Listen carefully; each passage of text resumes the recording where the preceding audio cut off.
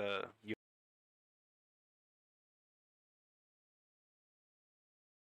Apparently, we had technical difficulties, so we apologize. We've been talking quite a bit, and perhaps nothing has been heard.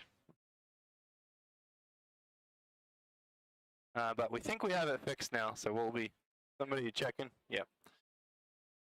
Apologies for that. We had lots of good insight that has been lost to time. Can't miss the 7th inning stretch, as we did last night at the ballpark.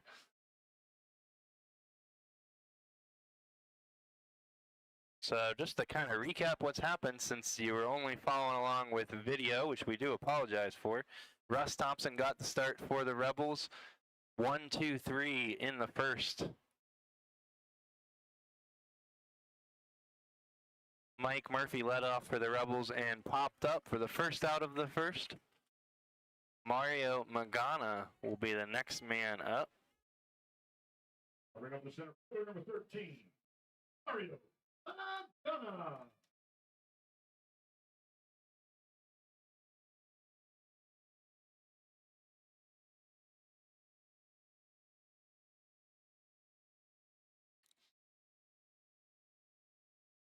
Magana, tall right-handed hitter out of the state of Florida.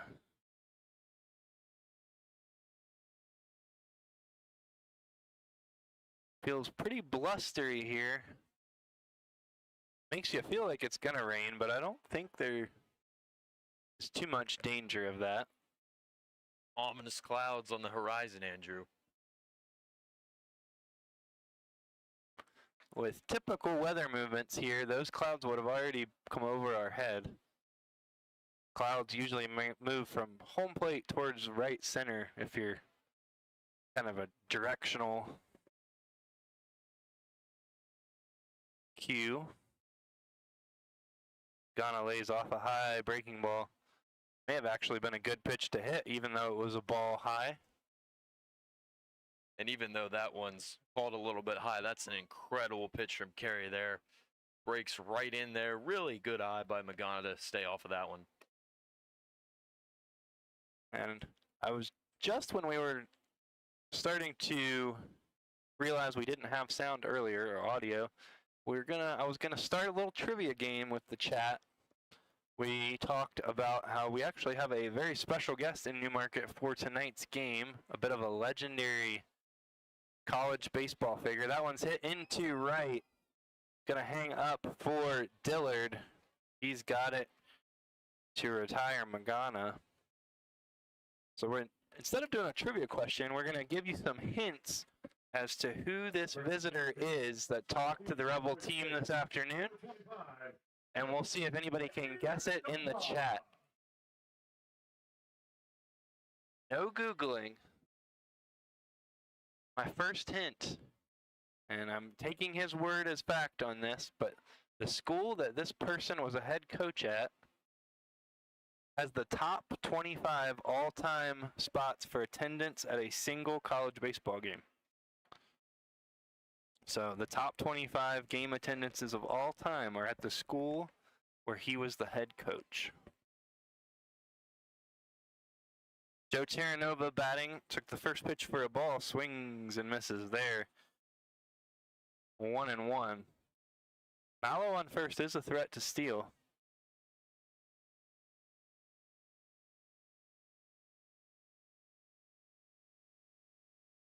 Dances around.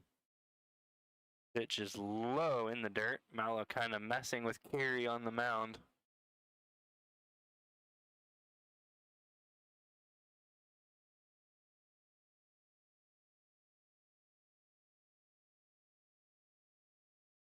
Kind of feeling him out here. You got a 2-1 count. A little bit of room to operate. Swing and a miss, fooled by a breaking ball.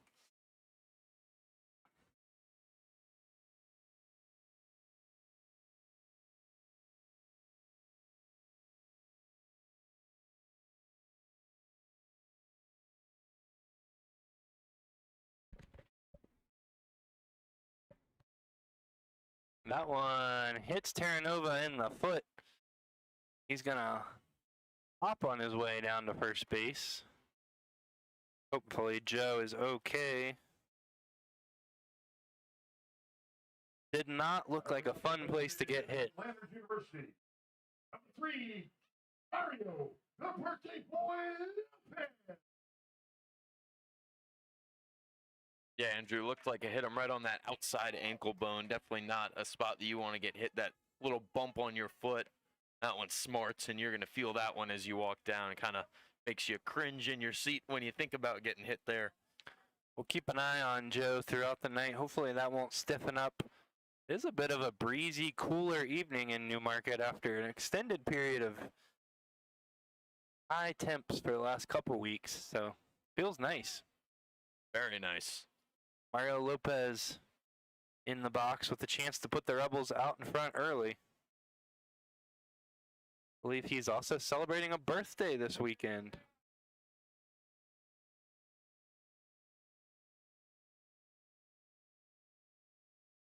I think I saw that his parents were in town after the game last night.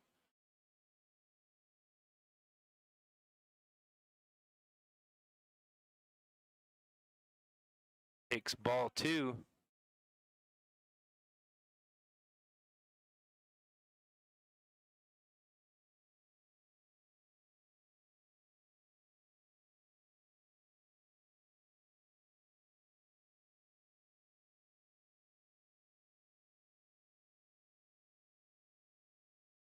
Carey pulls the string on a breaking ball and gets the called strike. Nice looking pitch.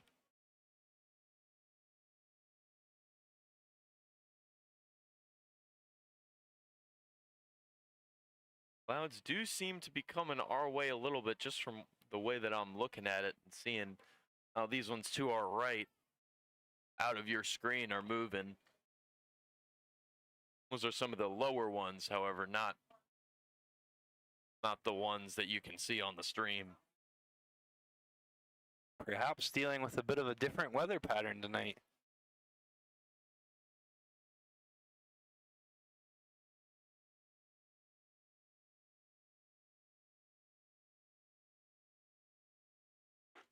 Big swing and a miss.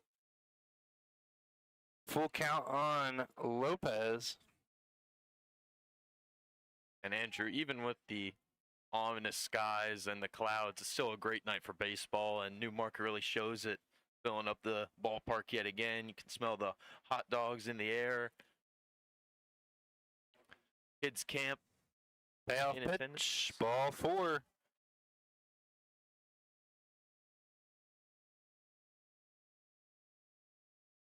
Rebels have the bases loaded for first baseman Matt Murphy. First baseman from Cody Beacon College.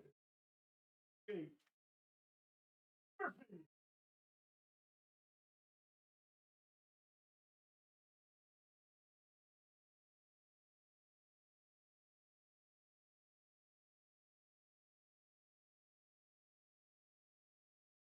It's the first pitch into center field, chases the center fielder back, but Pullen has room in front of the warning track. Hard hit ball from Murphy, but can't find green grass. No runs, no hits, no errors. 3 runners left on base for the Rebels. We remain scoreless after 1 here in Newmarket.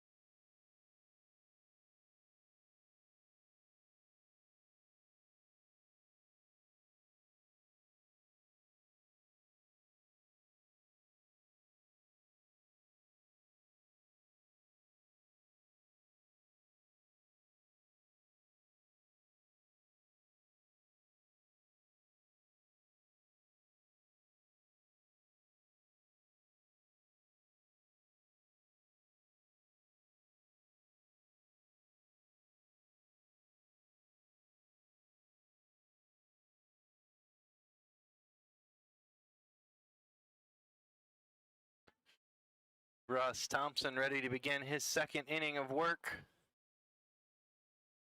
Cameron Tellefson, all right-handed hitter, is in there and grazes his arm. He's going to have a free base to get things started.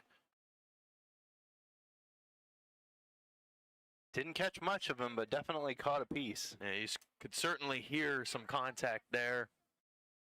Probably a lot louder down at the plate. The umpire could definitely hear it. If we could hear it, they can hear it. And that is a hard-earned 90 for Tellefson. Reese Newberry in the box now for the Royals, and that one gets away from Pitts. Wild pitch. Moves Tellefson 90 feet to second base and takes away the opportunity for a conventional double play.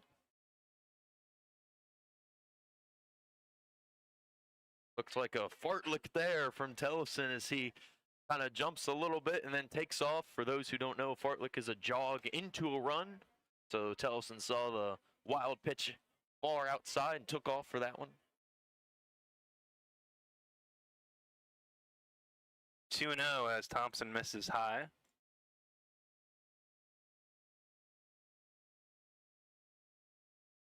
Ground ball through the hole into left field.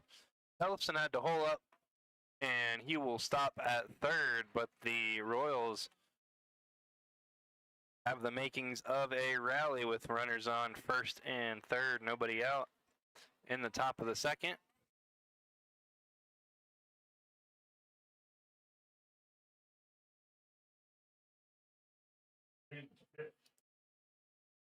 That's the odd contact there from Newberry.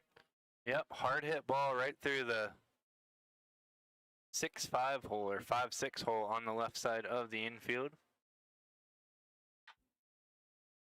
Hit hard and center to Magana. Probably going to be deep enough to drive in the run.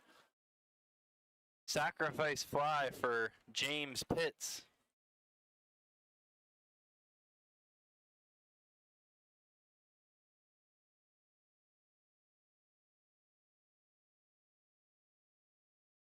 And that's job well done if you're Pitts. You drive in the run, you draw first blood in this contest. Good job by the Royals. Get a little rally going here. Only one gone. Rebels got to refocus.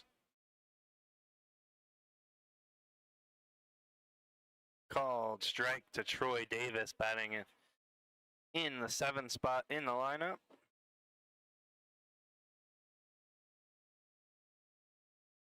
Newberry on first, conservative lead there.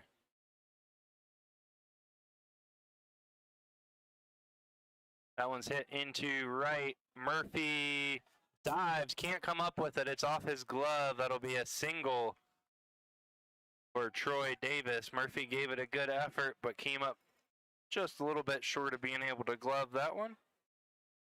2 on, 1 out. Can't really get mad at Murphy on that one as he gave it everything he had. He was on his horse to go after that one, dove down to snag it. Unfortunately, just gets away from him there. Really nothing you can't really pin the blame on anybody on that one. Only on the batter for putting in a spot that nobody could get to. First pitch to Christian Dillard, misses for ball 1. Definitely an interesting weather night.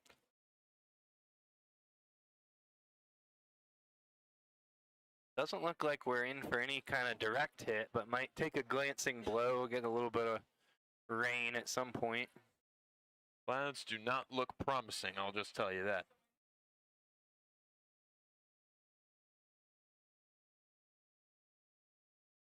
Rebels do have makeup games the next 2 days at Woodstock and at Front Royal. Check swing, no swing.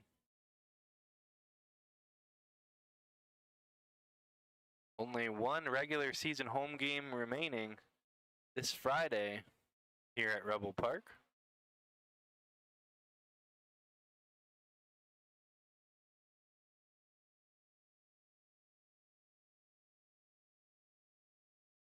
Thompson goes up and in and just misses for ball 3.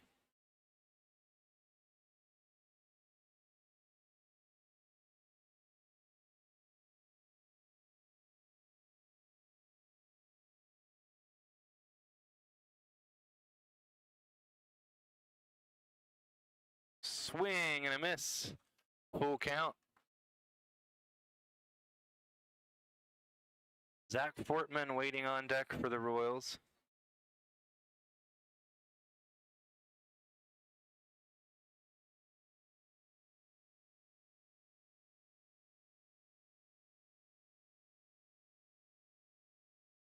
Swing and a miss.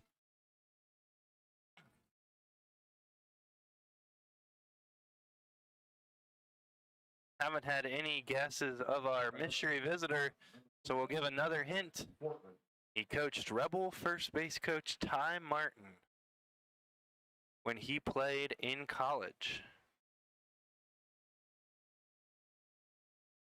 Here is Zach Fortman.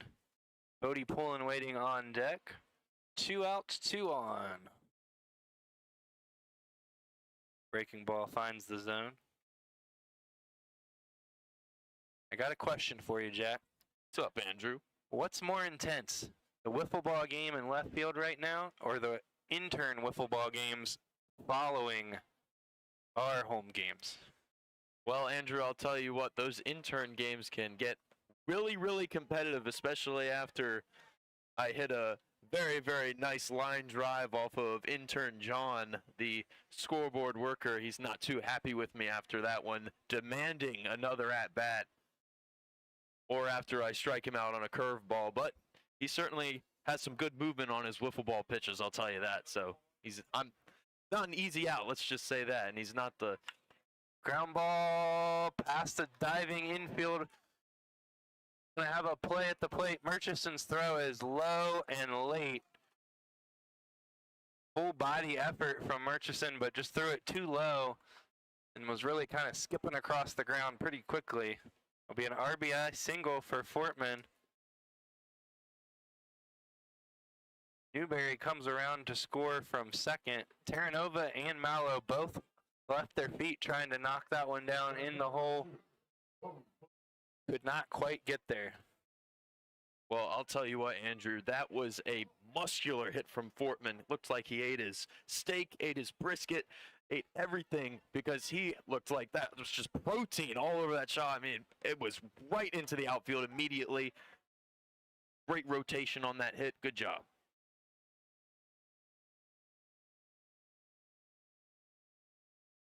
First pitch to Pullen was fouled off.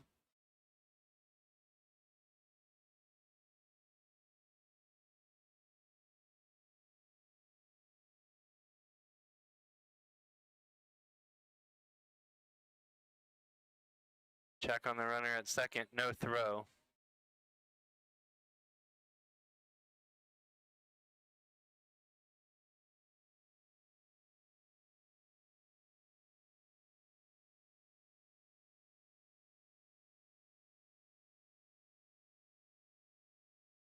Fastball fouled off.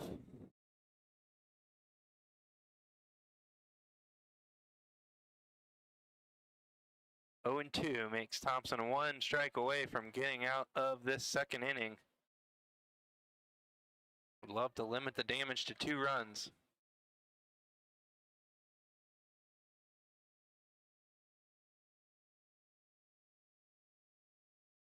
Breaker is outside.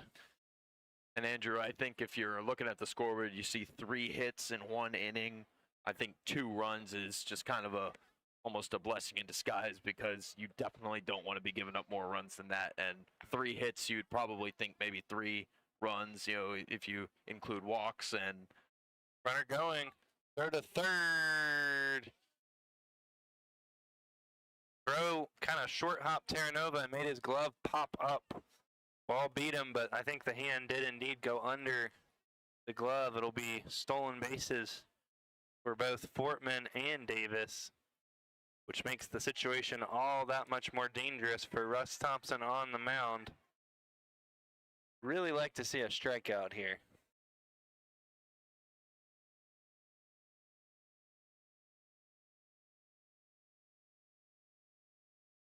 high, gets away from Pitts behind the plate.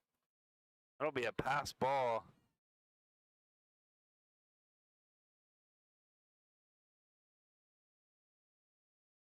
Which allows Troy Davis to score.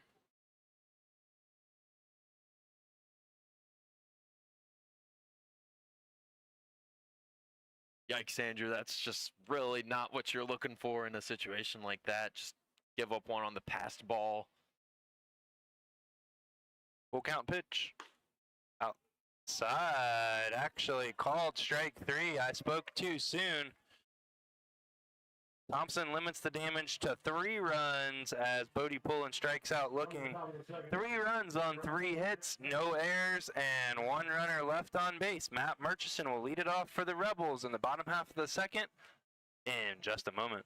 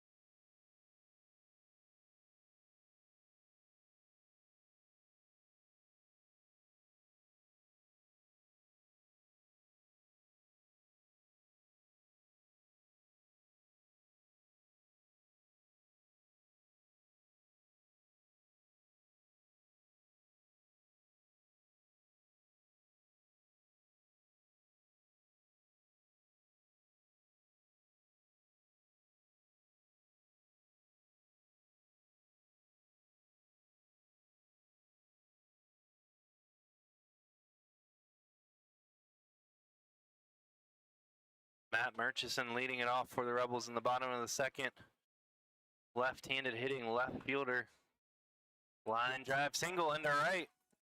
Just to the left of the second baseman, Keenan. And Murchison is aboard to get things started for Newmarket. Well, that didn't take long, Andrew, as he pulls that one right into the perfect spot into right field. Really no chance for Winchester, and it's an easy base for the Rebels.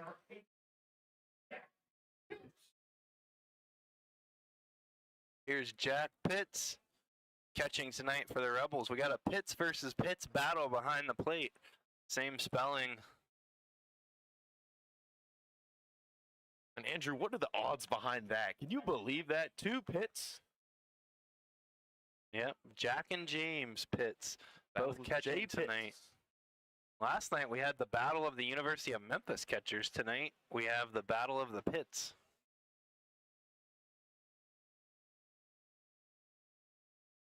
And Pitts obviously not too happy about swinging and missing on that one as he hits his bat on his cleat in frustration, digs back in here. He's got a great chance to push Murchison forward.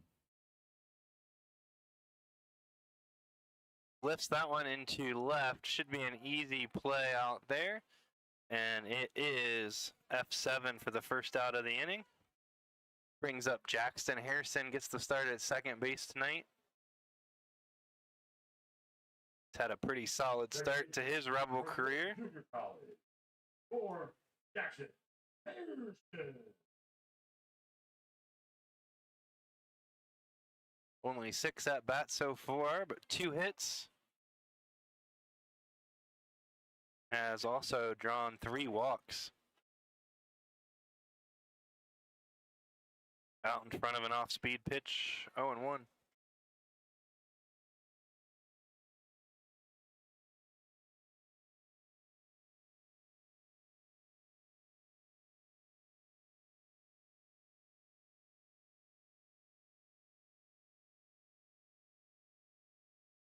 Foul ball, 0-2 on Hairston.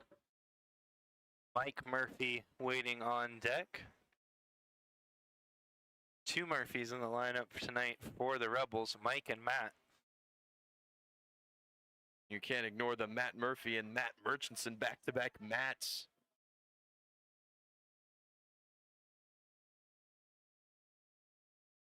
That breaking ball doesn't quite break, stays upstairs for ball one. And Andrew, I know you pitched a couple of baseballs back in your high school days and back in your baseball days. What's the science behind getting a nice pitch, especially a breaking one? Well, that one, it looked like he just didn't quite get on top of it. Sometimes if you're just a little bit off to the side, you can kind of just spin, not have that hook at the end, or drop in that case if you're coming over the top. Popped up into right center. Second baseman out. He's got it. Keenan.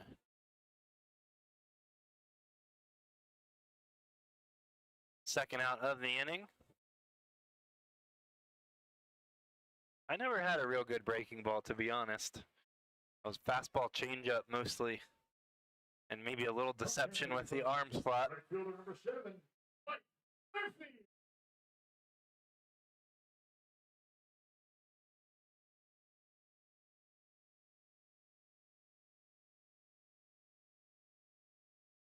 So 2 outs for Mike Murphy, the fighting camel from Campbell. Called strike on a fastball that was just on the outside edge. Generous outside corner to right-handed hitters here.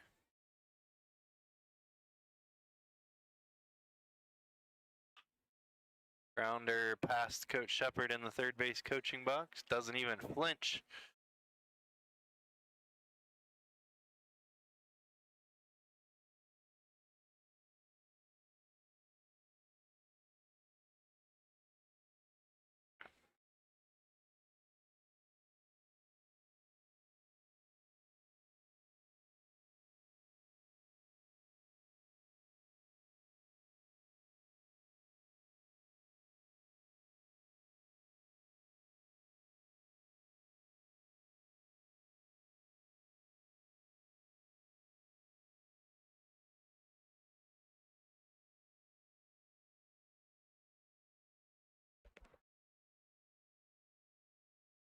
Murphy is fooled, comes up empty, and goes down swinging. No runs on one hit, no errors, one runner left on base. Rebels trail by 3 after 2. We're going to stick with you during this break for Jack's Keys to Victory. Well, thank you, Andrew. As always, I've compiled a couple of keys to victory tonight for both teams. So for Newmarket, keep the contact from last night rolling into tonight. They've only got 1 hit after 2 frames. However, you got a lot of baseball left. You got 7 more innings to prove them wrong. And don't get flustered by small errors. You had a couple of small errors yesterday against Purcellville. You had a pickoff attempt that went crazy. Had a couple of head-shaking, head-scratching moments, so they did a great job. They flushed it down. Ted Lasso Goldfish, remember, we talked about that a lot on this broadcast. Just forget about what happened. Focus on the next play. They did a great job. It's one of the reasons why they were able to defeat Purcellville Cannons last night. And then just stay cool. You're 2 games up on the Woodstock River Bandits. Top 4 teams make the playoffs. Got a couple more games left. Just know that you're ahead in the race, and the race is almost over, if you will. And if we go back over to Winchester, you got to wake up the bats. You didn't have a great game against Strasburg. You only got 1 run across, and now you got to forget about last night's game. And don't treat these last few games like quitting time, if you will. I know that you're first in the North Division, top 4 teams make the playoffs. You're pretty much safe to say a lock for playoffs. Now you got 19 wins, but don't give Newmarket momentum. Don't give them confidence by just laying down and losing against them. So that's, I think, a big, big key for Winchester for the rest of the season, if you will, Andrew. So I'm really excited to see how they can respond to that and how they can carry and, hopefully get a couple more wins if you're a Winchester fan. And yeah, it's just excited to see how they respond to that tonight. We could potentially be looking at a first-round playoff matchup between these two teams if the standings stay as they currently are. Or we'll play one. Winchester's 1, Newmarket's 4. So a lot can change in this final week of regular season action, but Russ Thompson has completed his warm-up pitches, and we're back to work. Bunt hits quickly up with it, throws to first in time. Nice athletic play by the catcher there. Overall, been impressed with Pitts behind the plate. Wow, and a fantastic play there by Pitts, and you got to give your flowers to Keenan. What a bunt there, right down the line. Really perfect. You would maybe hope for a little bit more momentum on it to carry it just into a little bit that no man's land, if you will, but Pitts is able to scramble to it and get there, and a really, really nice, accurate throw over to Murphy in time to take care of the first out. Yeah, I think if that one had traveled another foot or two before Pitts got to it, probably no play. First pitch to Connors called, strike.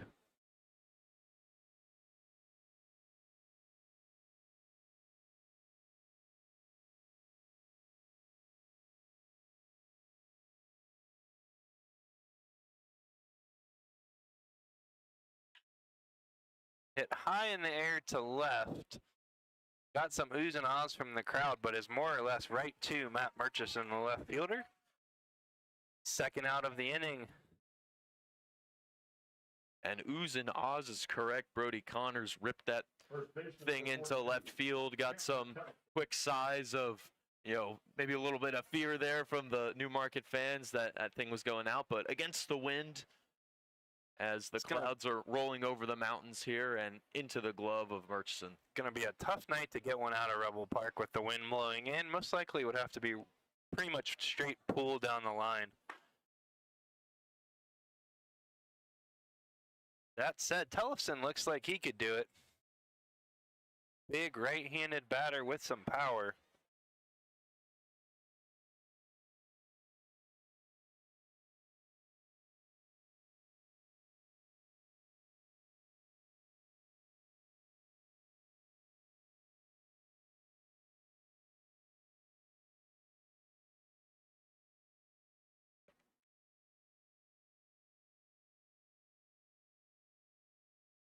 Six home runs on the season for Tellefson. And 15 RBIs as well. He might be the tallest baseball player I've ever seen in the Valley this summer. Around that 6'6", 6'7" range.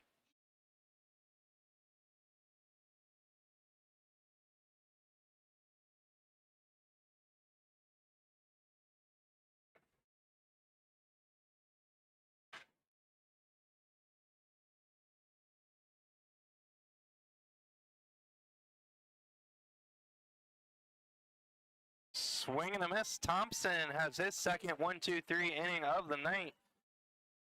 Quickly, the Royals go down 1-2-3. We'll be back for the bottom half of the third on the other side of this break.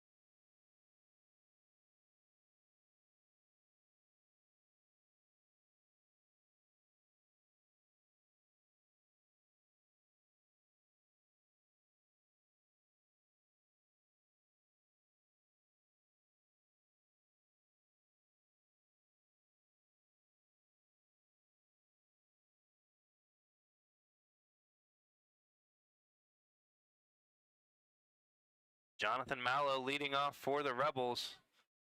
2026 Valley League All-Star at second base.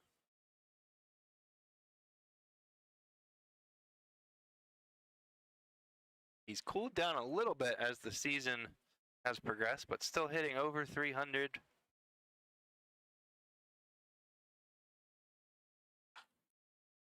Gets into that one to pretty deep right center. Not enough though. Pullen able to slide over and make the grab. Solid contact though for Mallow. Yeah, certainly solid contact from him there, and for a minute had me fooled. I thought might see a home run. Maybe you spoke it into existence there, but right into the waiting glove of Pullen. Did hit that one at a time where the flag was hanging limp, which definitely helped his case.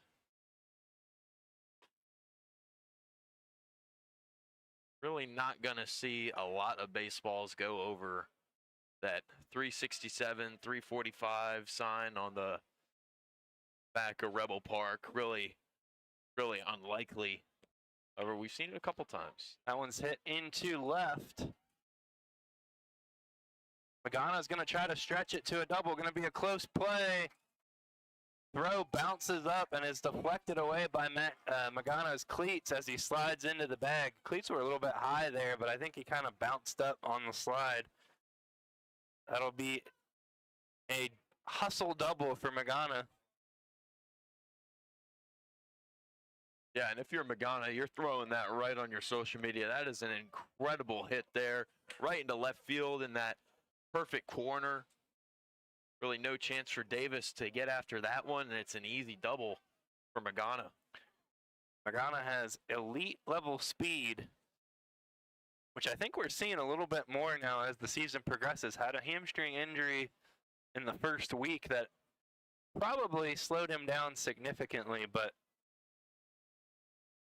one of the fastest players in the Valley when he gets going. He has a laser-timed 6'1", 60-yard dash on his Instagram. From the third baseman from Southeast Missouri State, number 25, Joe Nova.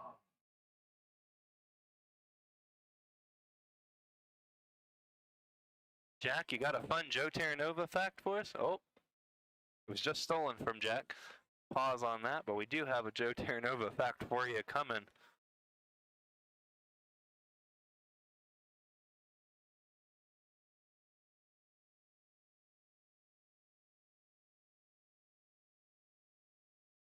Still haven't had any guesses on our special visitor in Newmarket.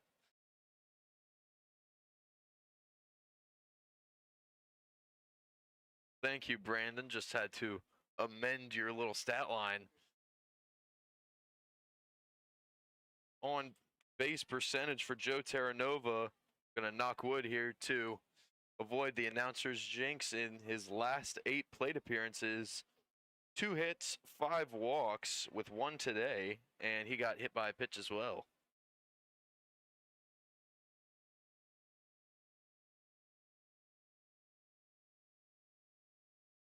Called strike on the outside corner. Definitely a generous corner today, as we have seen multiple hitters for both teams look exasperated at strike calls on the outside part of the plate. Yeah, and Andrew, that's baseball. Just trying to figure out the home plate umpire's zone. Ripped into left. Magana's on his horse. They're sending him. Throw is going to go into second base, and smartly so. That's an RBI single for Joe Terranova, and the Rebels are on the board. Couple of hard hit balls in the bottom of the third. From Lander University, designated hitter number 3, Mario Lopez Jr. Well, extend that streak, Brandon. I guess the knocking on wood worked there. It's 9 now, and it's 3 hits. Solid job by Terranova there. First pitch to Mario Lopez is a ball.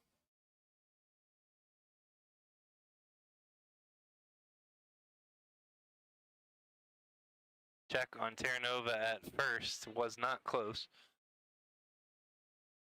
Very rarely, Andrew, do I see a sidearm pickoff attempt. R1 there. Only from lefties, I would say. And that quick step back, sling it over motion. Lopez flies to center. Pullen is under it. And he has it for the second out. Pullen been a busy man this inning. Been running all over the place. He's caught 2 fly balls. Chased after that Terranova hit. That'll bring up the first baseman from Holy Meakum College.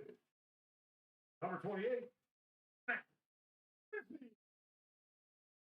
Gonna give one more hint to our special guest. His nickname is Father of SEC Baseball.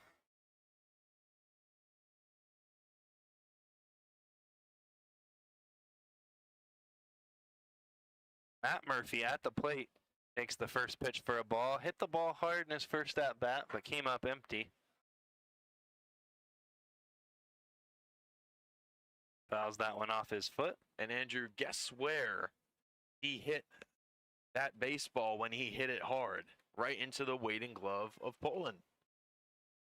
Pullen has been busy out there. Certainly has.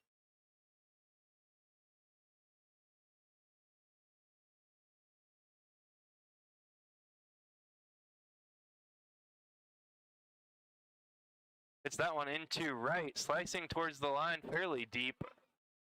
Dillard is able to get there to retire Murphy. Another solid contact situation, but did not find green grass. Rebels score 1 run on 2 hits, no errors, 1 runner left. After 3 complete, it is Winchester 3, Newmarket 1. We'll be back with 4th inning action in just a moment.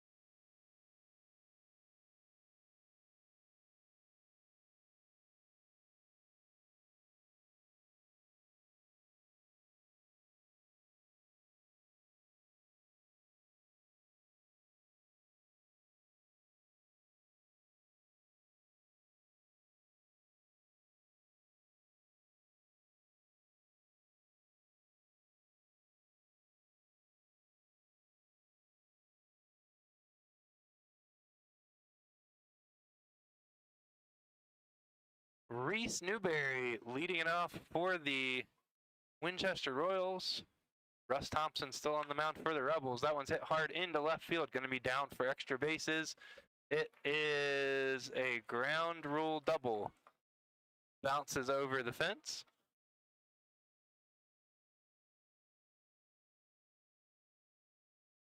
And we do have a correct guess. Joy Lumpkin, Ron Polk, Mississippi State Baseball. That is correct. That is our special guest in Newmarket tonight. Visiting his former player, Ty Martin. Gave a presentation to the entire Newmarket Rebels team before the game. He compiled a record of 1,218 wins, 638 losses as a head coach. Flat into right. Murphy's got it and throws all the way into third.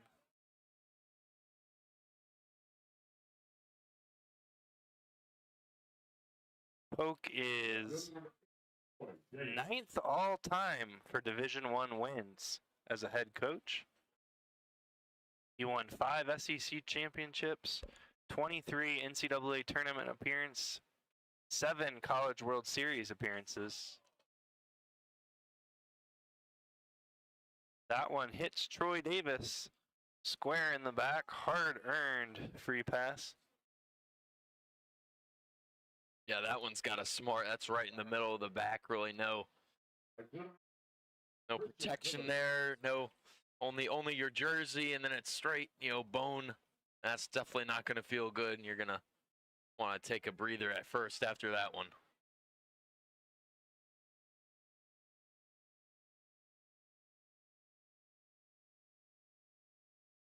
That'll bring up Christian Dillard with 2 men on and 1 out.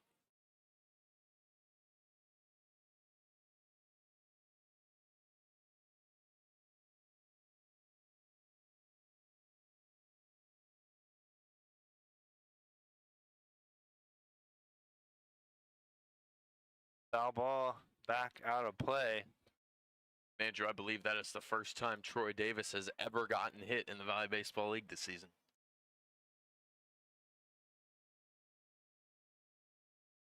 Some guys are ball magnets, some are not. It's really surprising for a guy with 80 at-bats.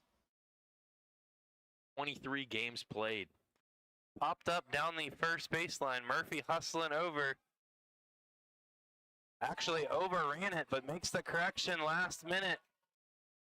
And reels it in foul territory for the second out of the inning. I think he got some help from one of the other infielders to spot that one. Yeah, and what an individual effort by Murphy there, all over the place. Makes the last-minute adjustment.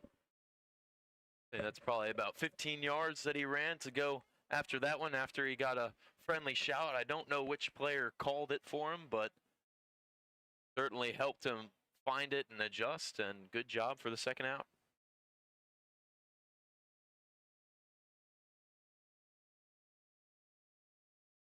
First pitch to Zach Fortman, misses for a ball. Thinking it might have been Jackson Hairston at second, but couldn't tell for sure. But it certainly seemed to help Murphy realize that he had run a little bit too far and immediately course corrected and was able to reel it in. Swing and a miss.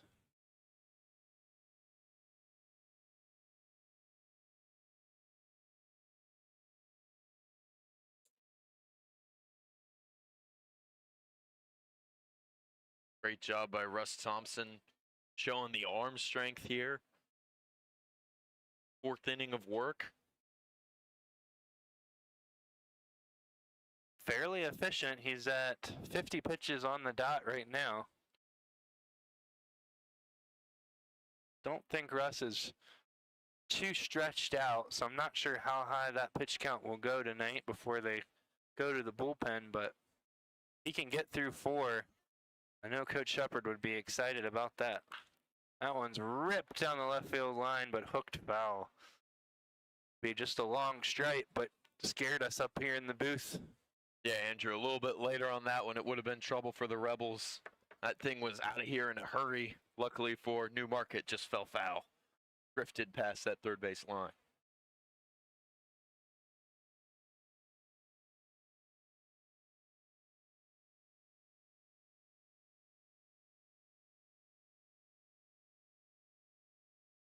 Misses low and away, full count, so the runners will get a head start on the next pitch.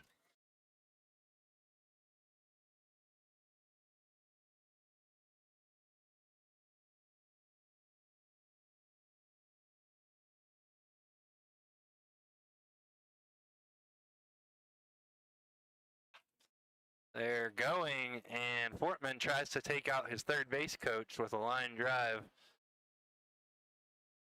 Foul ball will do it again. Portman's got 13 RBIs on the season, had a little streak going on for 3 games, the 3rd, the 5th, and the 8th of July. One of those being in the 4-3 win against Newmarket. Ground ball, Mallow's got it at short, throw across in time. Strong throw from Mallow, 6-3, put out, ends the inning, no runs on 1 hit, no Newmarket errors. 2 runners left on base. Matt Murchison will lead it off for the Rebels in the bottom half of the 4th on the other side of this break.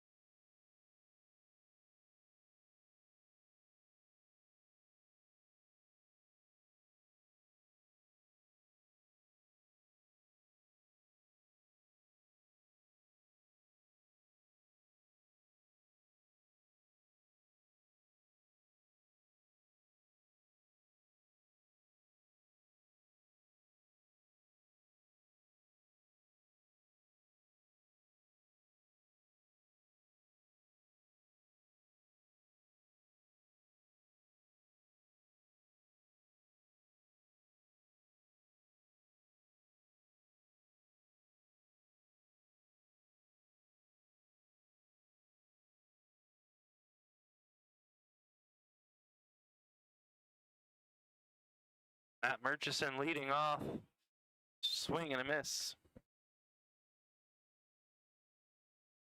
Yeah, and Murchison shaking his head on that one, knows he got fooled on that breaking pitch there. His first at bat, Murchison kind of ambushed Carey and lined a single into right on the first pitch. Carey getting some early revenge with a couple of ugly swings from Murchison, kind of all off balance here with some breaking balls. See if he can right the ship and get this one in play.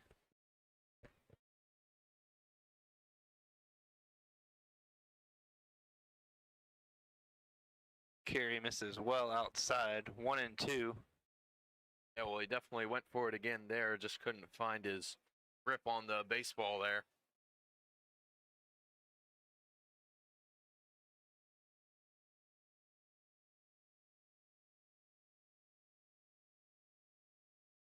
Murchison fights off an outside pitch to stay alive.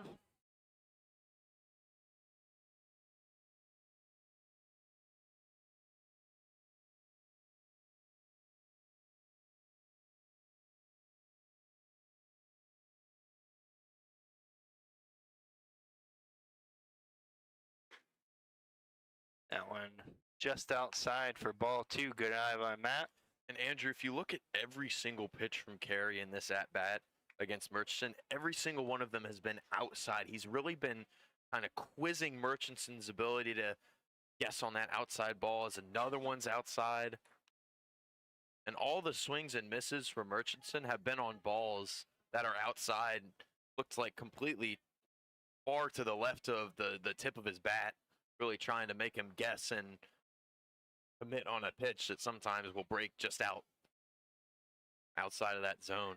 Payoff pitch, low. Murchison goes from 0-2 to a walk. Excellent at bat. Leadoff man on for the Rebels in the fourth.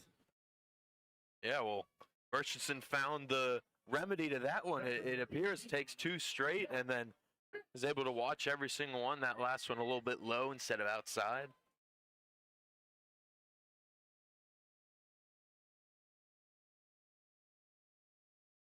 Here is the Rebels catcher Pitts. Skies that one into center. Mile high. Pulling is in and has it. Would have liked to see how that one would have flown if he had gotten it just a little bit more squared up. That was a big league pop-up. Number 24, Jackson.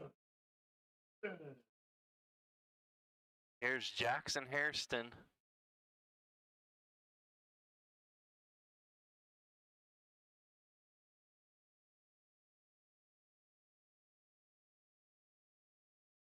Swing and a miss. Murchison decent speed at first, but the Rebels haven't shown any inclination to steal off the combination of lefty Jack Carey and catcher James Pitts.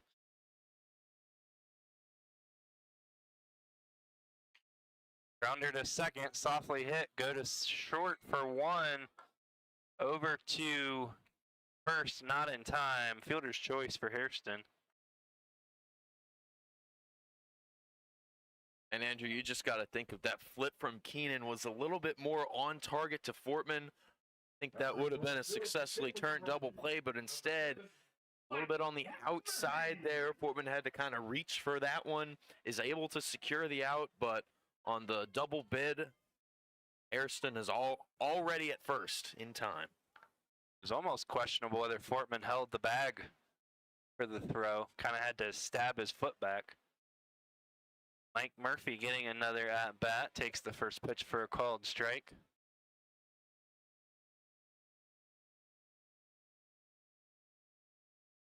Murphy 0 for 2 tonight. Got a great chance here. Swing and a miss. Murphy had some nice swings, but has come up empty. Andrew, I'll tell you that Carey has had the numbers of both Murphys in the lineup tonight. 0 for 2 for both Mike Murphy and Matt Murphy. That one's hit deep to left center. Both outfielders back, and Pullen reels it in about 385 feet from home plate. Mike Murphy gave that one a ride, but hit it into the wrong part of Rebel Park, and Bodie Pullen is able to chase it down. After 4, Winchester 3, New Margaret 1. We'll be back for the 5th inning, the intern inning. I'll be stepping it away. Jack and Brandon will take over on the other side of this break.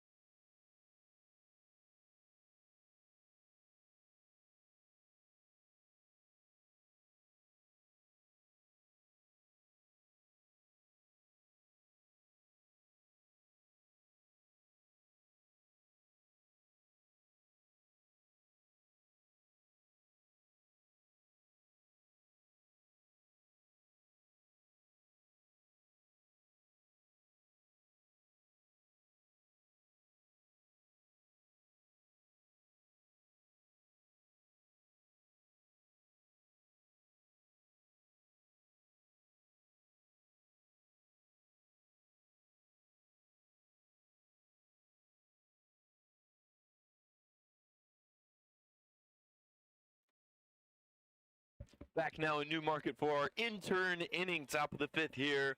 3-1 Royals over Rebels. Thompson stays out there, faces Pullen, Keenan, and Connors due up. Pullen shows bunt there. Thompson approaching and entering his 5th inning of work.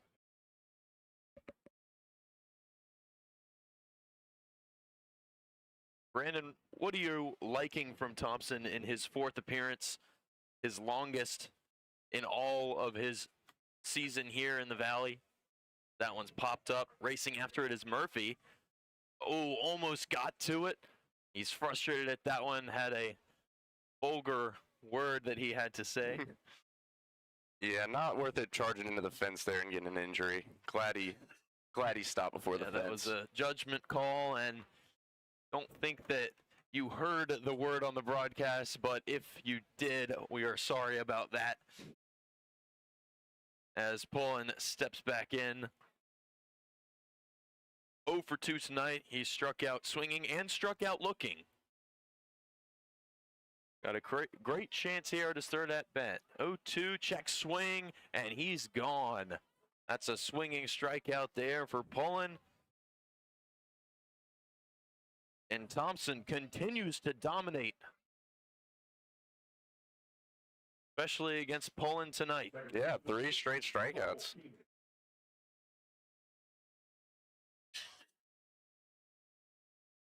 Keenan now steps in, excuse me.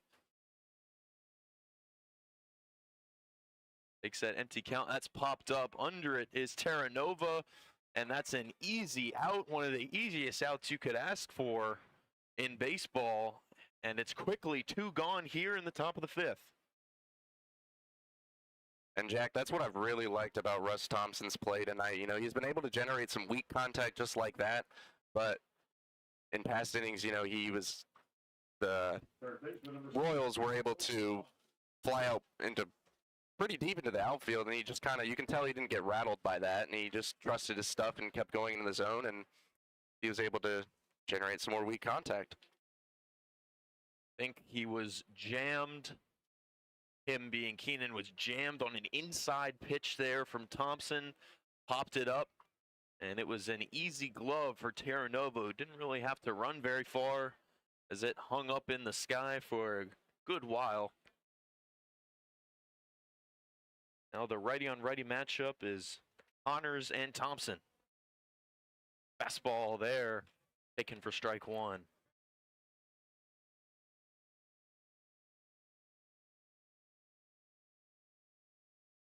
Connors, another 0 for 2 tonight for the Royals. A lot of production has come from the heart of their lineup.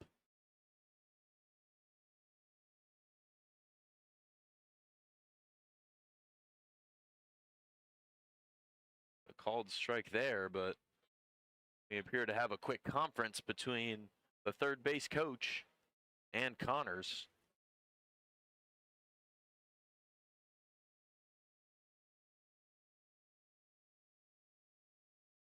Beautiful night for baseball here in Newmarket.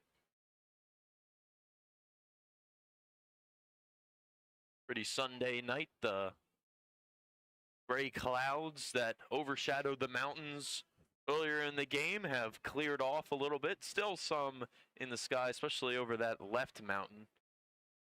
But Yeah. Beautiful sunset action over on the right. You can't really see it on the stream, but very clear and present here in Newmarket as we resume play. Thompson can actually on get a- Connors. Here's the 0-2 outside. They get a good view of the sunset and right above left field. Yeah, left field. So if you're looking at left field, think about that, but a few less clouds below the orange, if you will. Bit less cloud cover there as the 1-2 is going to be fouled off. Looked like it bounced off Pitts there. Not a lot of cloud cover over on the right side, which is non-viewable for the stream, but a bit more cover by those gray clouds on the left side, just over that scoreboard.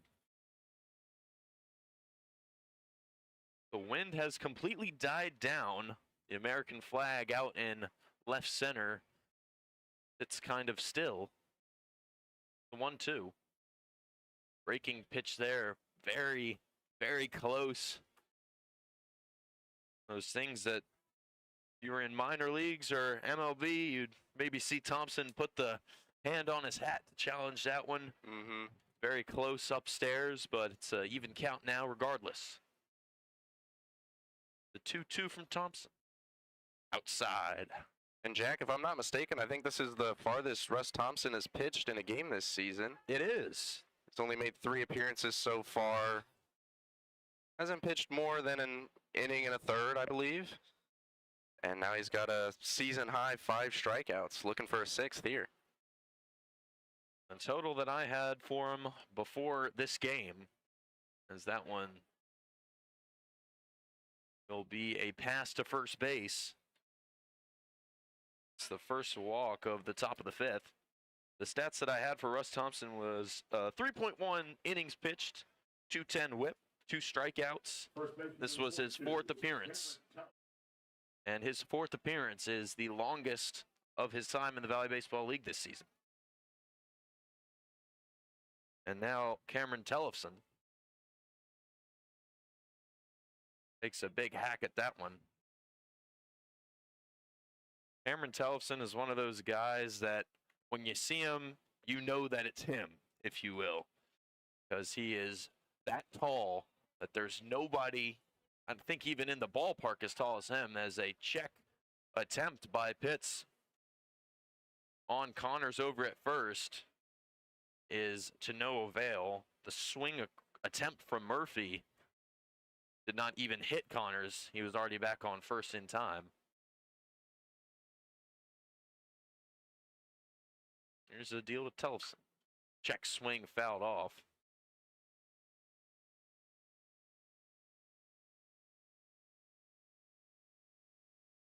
Just as I say, the wind was kind of dead. It started to pick up, and now American flag waving out in left center above the Shenandoah Valley Battlefields ad. 1-2 is lined out. Will fall foul.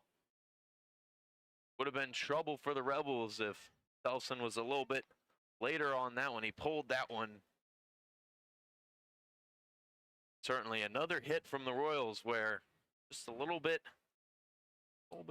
late on it, and a little bit early on it, and big time contact, just not in the right place. Yeah, just like you said, you know, you can see him coming from a mile away, 6'6". That's also the kind of contact that would probably wake up Thompson. Like, oh man. But he's done a decent job on Tellefson so far today. The 1-2 on Tellefson. Outside for even count now. So it's 42, 2, 2, and 2.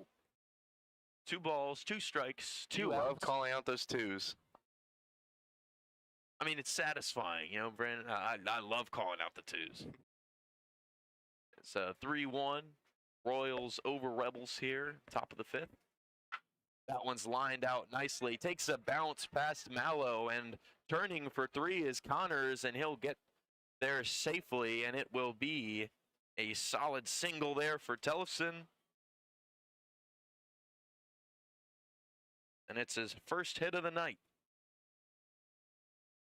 And that will usher out Mark Davis for a quick little mound conference. Does not look like there will be a new pitcher. Don't see much movement in the Rebels bullpen. Usually when it's head coach Charlie Shepard, that indicates a pitching change. So seeing Mark Davis along with the combination of no movement in the Rebels bullpen kind of clues us to what's happening here. Just a little conference saying, hey, let's focus up here. Let's get this last out and get out of this situation. Got runners on the corners now. Got a solid hitter in Newberry. It's a big moment. I was just here. about to say, a good time for a conference against right before you go against Newberry. He's made some great contact tonight.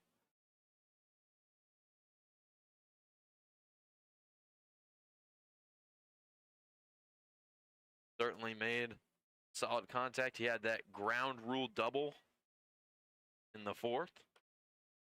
That one's high and outside for a first pitch ball. Royals knocking on the door for more runs here in the top of the fifth. They hold a 2-run lead. This Valley Baseball League North Division matchup. That one's taken for strike one. Good pitch there from Thompson.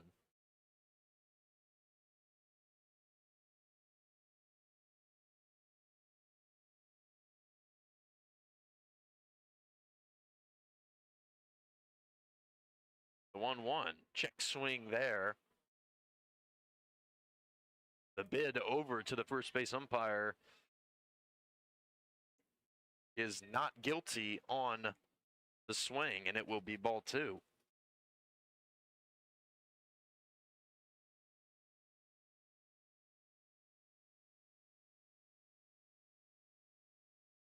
The 2-1, here comes the throw down. Bouncing ball slipping on it is Hairston. That was a pretty slow throw from Pitts. He's been very solid tonight for the Rebels, but on that one, wasn't really any chance for a throw out there. And now runners on second and third for the Royals. That's a big swinging strike from Newberry on a great pitch from Thompson. Looked like a fastball on that one.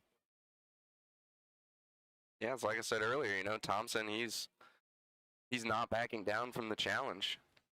Certainly not backing down in what is his longest appearance in the Valley Baseball League this season. We talked about that. That's the payoff pitch. And that one's lined out to left, but under it is Murchison, and he'll take care of it. And Thompson gets himself out of that jam after the conference. We'll be right back in this interns inning 3-1, Royals over Rebels. We'll be right back after this quick break.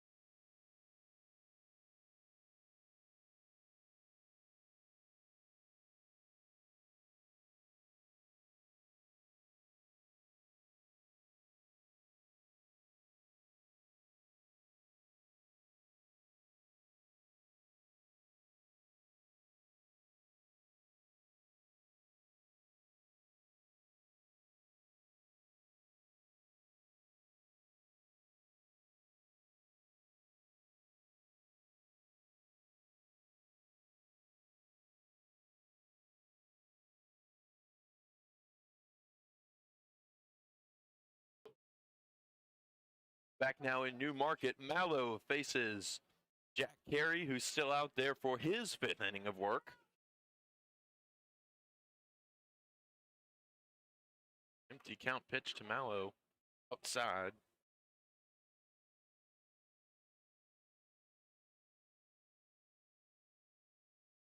Well, Jack Carey with a lot more innings pitched than Russ Thompson, 18.2. Now you add on the 5. That one's taken a little bit upstairs, but a called strike by the home plate umpire. Jack, when I was walking into the ballpark today, I saw one of the other Newmarket Rebels come across Mallow, and he said, "Hey, our All-Stars back." I certainly think that's a sentiment that the fans here at Rebel Park share. Of course, we do up in the booth. We like to see the Rebels at full strength. Always great when you can have the all-star in the starting lineup. Good job by Pitts to block that one. And playing shortstop tonight. Exactly. After a called strike, also playing shortstop is Mallow tonight. Got a ball get past him. Last inning, really nothing that he could do on that one. Bouncing ball as he spoils that one back. That ball lands just shy of the house right next to Rebel Park. Can't really describe it. Just really. beyond the caution Yeah, tape. just past the caution tape with the fireflies in the field. As he swings on that one, he made some contact on that one, him being Mallow. Had some questions for the umpire there, but the umpire appears to not have heard the contact. Number 13, Mario. There's some question marks on that one because I don't know about you, Brandon, but I certainly heard some contact there. Yeah, I definitely heard that. Everybody in the media booth is nodding their head at me. That one's taken outside against the ever-dangerous Mario Magana Jr. After that hiccup, don't really know what that one was. A little blooper reel there. Mallow kind of looked at the umpire, said, I hit it. The umpire said, no, you didn't. Swinging strike there from Magana.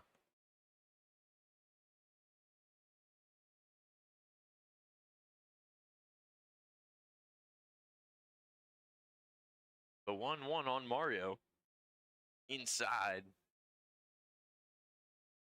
Trying to paint that corner. I was just about to say that. So close to painting that bottom corner there.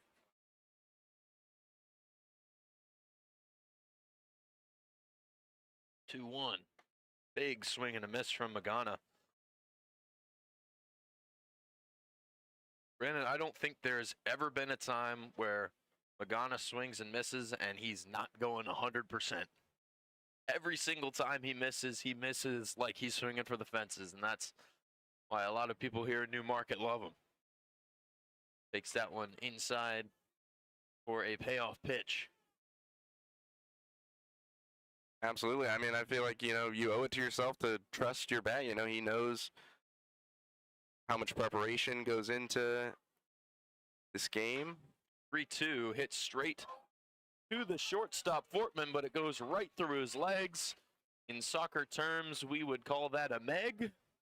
And it will be an E6 for Magana to advance to first. Over the third baseman from Southeast. 25, go. Nova. That one was hit so hard. Can't really blame Fortman there. Looked like a Little League play right there, kind of right through your wickets. Can't really do anything about it. Yeah, you might have saw some smoke coming off that ball. And that one's lined same spot, but a little bit higher. And around comes Magana. He's going to third, and he will stay safely. And it's a easy base hit for Terra Nova, and all of a sudden, the Rebels' bats have awoken.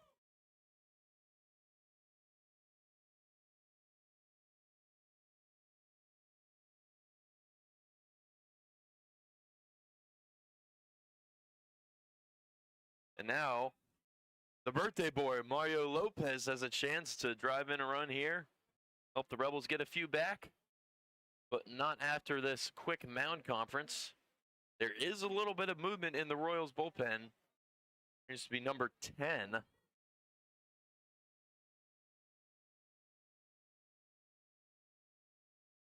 Yeah, Jack, it's once again Magana and Terra Nova doing the damage for the Rebels back-to-back. Just like in the third inning, they do it again in the fifth. History repeats itself here in Newmarket.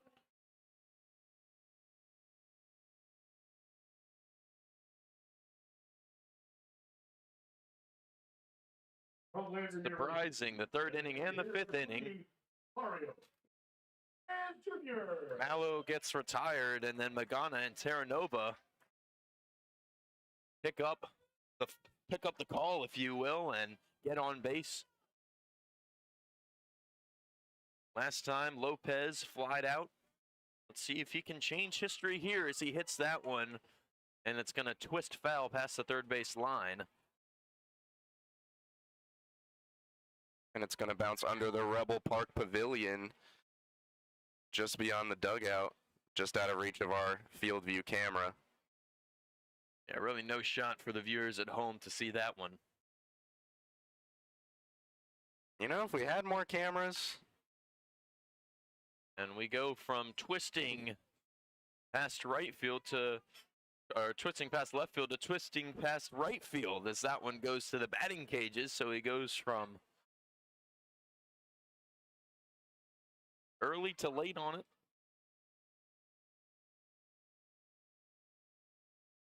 And now it's an 0-2. That one's hit well. Looked like it cracked the bat a little bit, and moving for it was Pullen. A great job.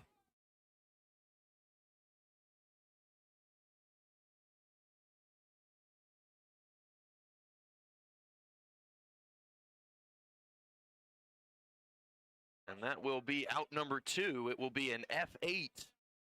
And history does repeat itself here in Newmarket yet again. And there will be a new pitcher now for the Royals. We'll be right back in the intern inning. 3-1 Royals over Rebels. We'll be right back.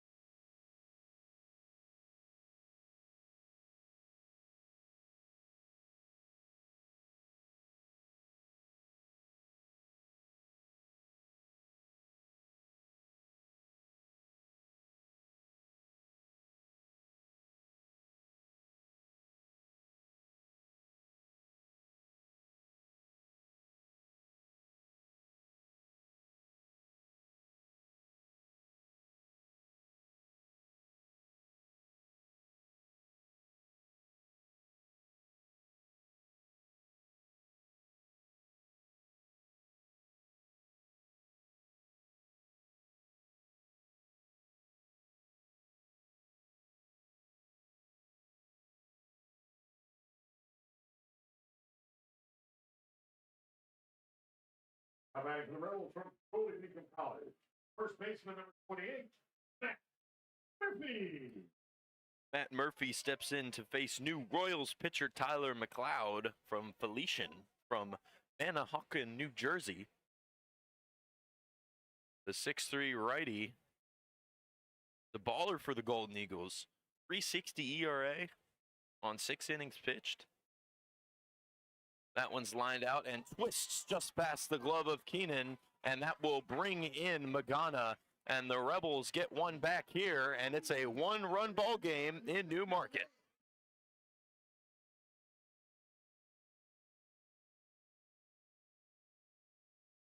Grab the left fielder from UNC Wilmington. Number 17, Matt Murchison. Matt Murchison now had that solid shot to right field in the second inning. Faces McLeod. That one just outside.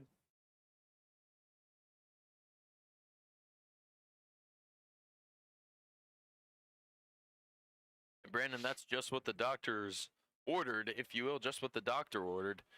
If you're the Rebels, you get one back.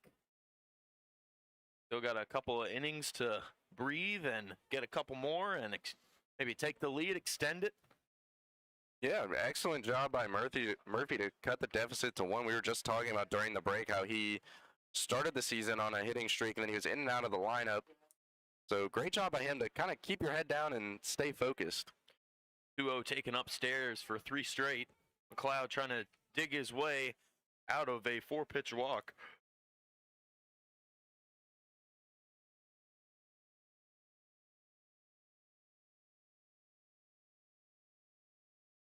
The offering to Murchison. That's your first step to digging your way out of a 4-pitch walk. That's a strike right down the middle.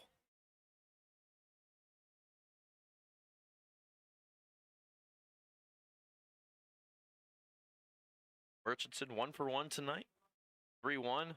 Big swing and a miss from him.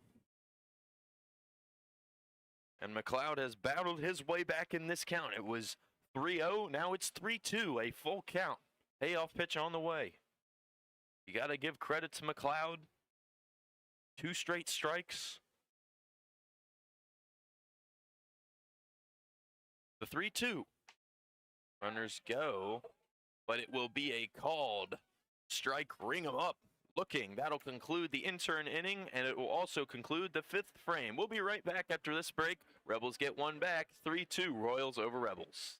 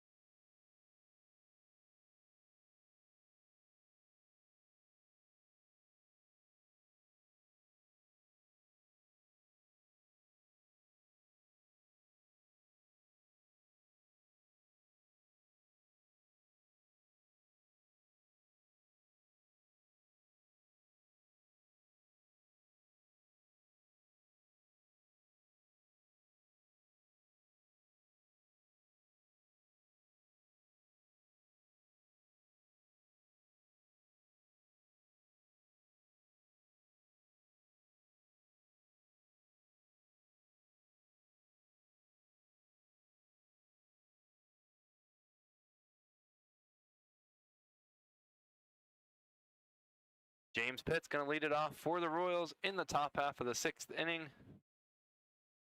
Rebels cut the lead to 1. Joe Terranova continues that hot streak. Russ Thompson still out there for Newmarket. He's at 75 pitches. Yeah, really surprised to see Russ Thompson still out there. Mark Davis really giving him the keys, saying, go get it. Done a great I think job. he's probably nearing the end of his night. There's some stirring down there. I haven't really seen a whole lot of full-on throwing, but can't imagine he's going to throw too many more pitches. And what a night for him, holding the Valley Baseball League North leaders to 3 runs in 5 innings. It's a solid performance. Defense has done a solid job behind him. He is behind 3-0.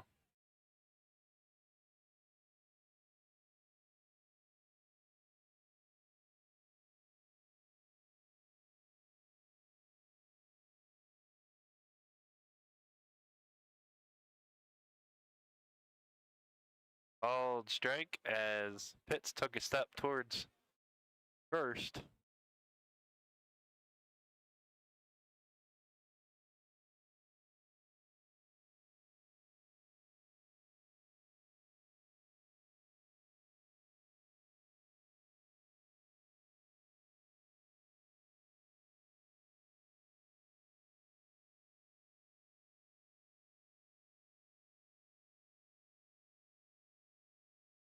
There's ball 4.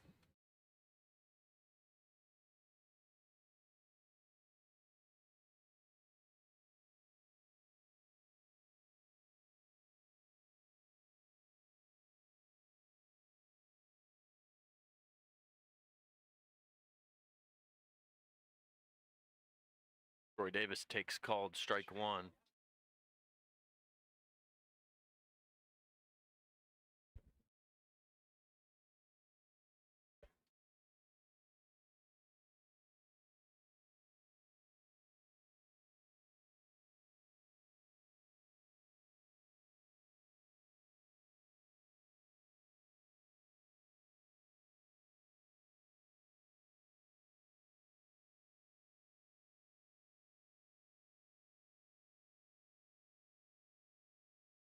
Swing and a miss. Nice breaking ball. 0-2.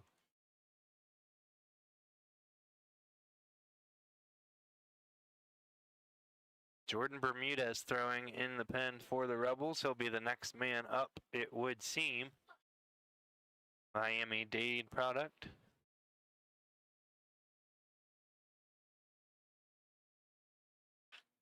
Line down the line and right. Just foul. Would have been extra bases for sure.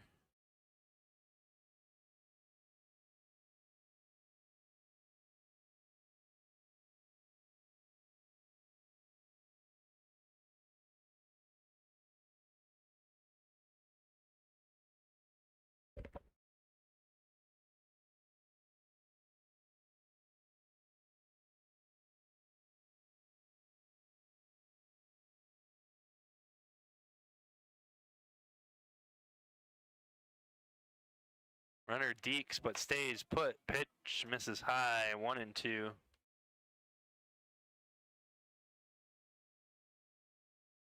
Russ Rooster Thompson.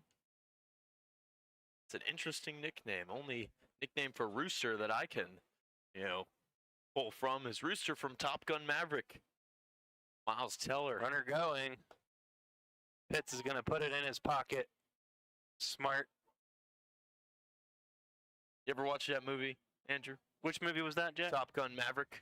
I have not seen Top Gun You Maverick. have not seen To my Top- shame, Seriously? You've never watched Top Gun Maverick? I have not. My goodness. Now that is a the great movie. Majority of Definitely my watch that TV watching is with my wife, and she has not seen the first one, so we have not watched the second one. It is on our list to watch both, but nice pick at first by Murphy on a short hop. Goes to the bag. 4-1. Well, what a play by Murphy there. Looked a little bit more like a hockey play as a goalie with a flashy glove save as he shows the leather on that one and takes care of Troy Davis there, unassisted. Quick 3U. Christian Dillard at the plate. Rebels will bring the infield in.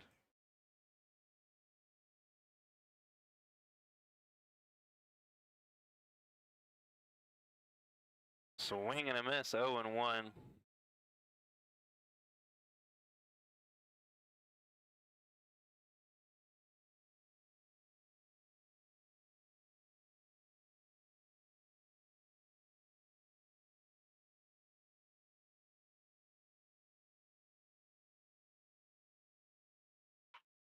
Liner right to Hairston at second.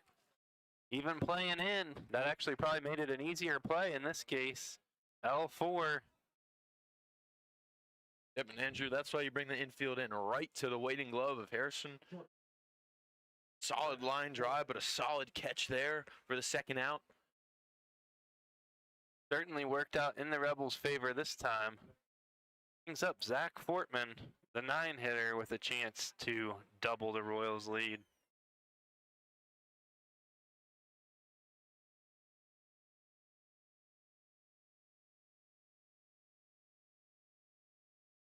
Bunted to third, Terranova up with it.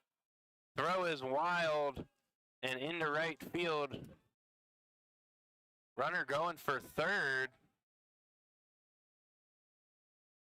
Two-base throwing error for Terranova. Fortman singles. The drive-in Pitts from third. Terranova had no choice but to go to the bare hand and throw. Can't blame him there. Throw was a bit high and gets away.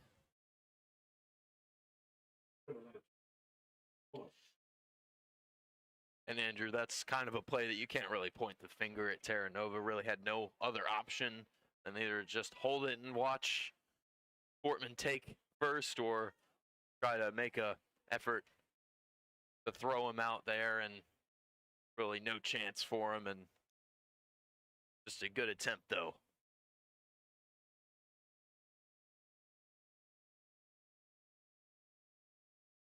High pitch there. Fortman looked like he wanted to go for 4, but stayed. Got about to where the grassy part of the infield is and decided to turn around, and rightfully so, as it bounced right back to Pitts off the backstop. Probably would not have made it safely home.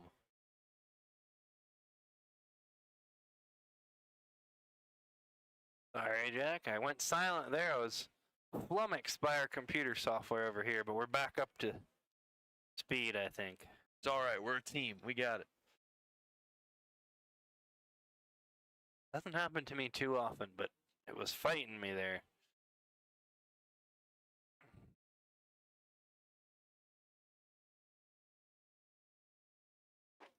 Swing and a miss.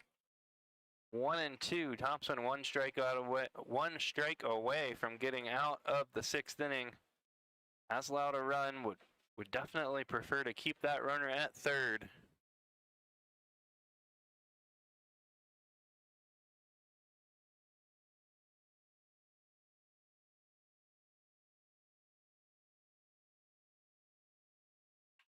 Popped up on the infield. Murphy should have room. And he does. P4, or P3 rather, ends the top half of the 6th inning. 1 run on 1 hit, 1 error, 1 runner left on base. Do it for the Rebels in the bottom half of the 6th. Jack Pitts, Jackson Hairston, and Mike Murphy.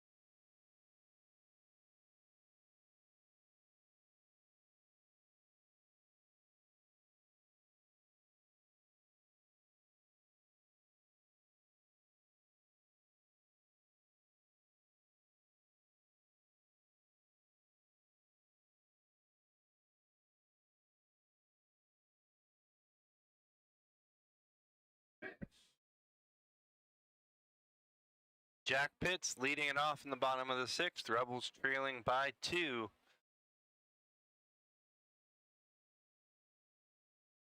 McLeod on the mound for the Royals. All right-handed pitcher. Gonna be a bullpen game from here. Who has the arms to take it through the 9th? That one hits Pitts square in the back. Painful way to start the inning off with a base runner. Yep, that's going to smart. Like I said earlier, not really any padding there on your back, and that's going to go right to your bone. It's not going to feel too good. But Pitts does a good job. Twists his body on it and gets it past the first base. Brings up lefty hitting Jackson Hairston.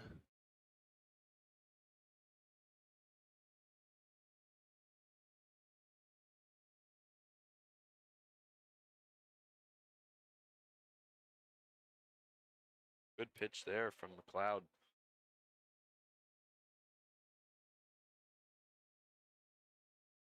Oh and 1. Hits conservative lead at first. Swing and a miss. 0 and 2. Crowd has thinned out a bit as the large contingent of campers has headed home. But still a decent crowd for a Sunday evening.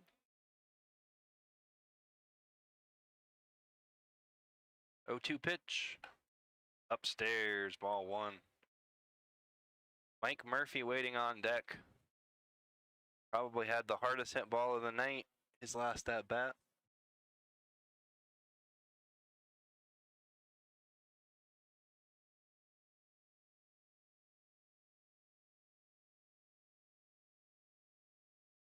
That one taken low. Got some chatter from the Winchester faithful.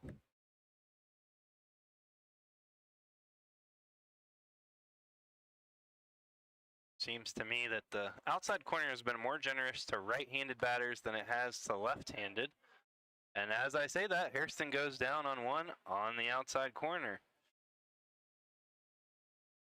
In my eye, that one looked a little bit further out than the previous pitch, but Yep. home plate umpire disagrees. And Andrew Harrison had the same exact words, I believe, for the home plate umpire. Turned around, turned his head a little bit. Maybe had to say a few things to him. Wonder what went on in that conversation. You don't know, but it was a very quick one. Here's Mike Murphy. Spun around. I think he thought that one was going to make contact with his jersey, but he spins out of there. Looked almost identical to the Pitts play.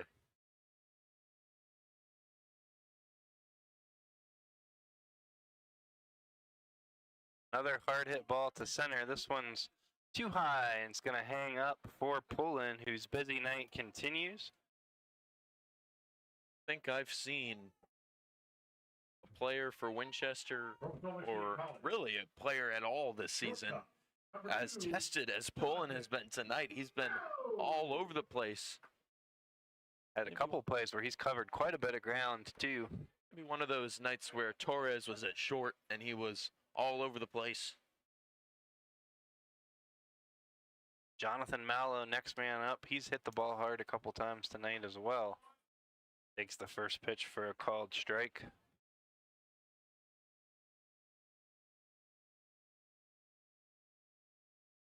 Market's been 1 for 6 tonight with 2 outs.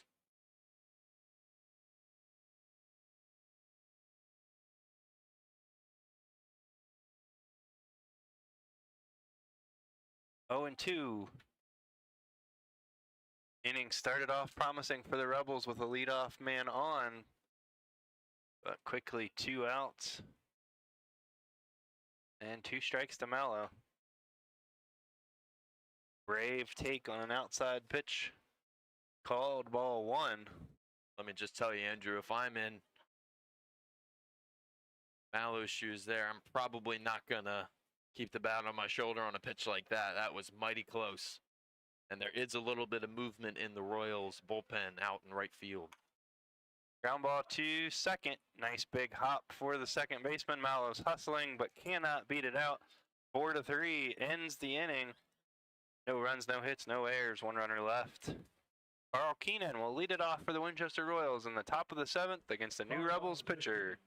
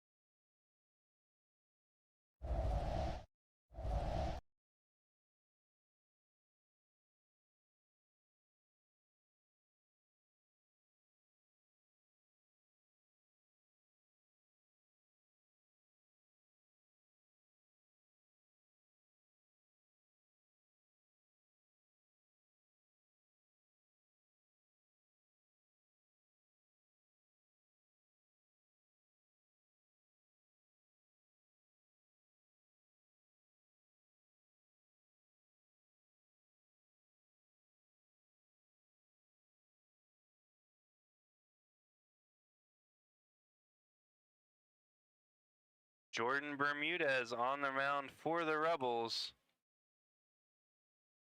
facing Carl Keenan, who fouls the first pitch off 0-1.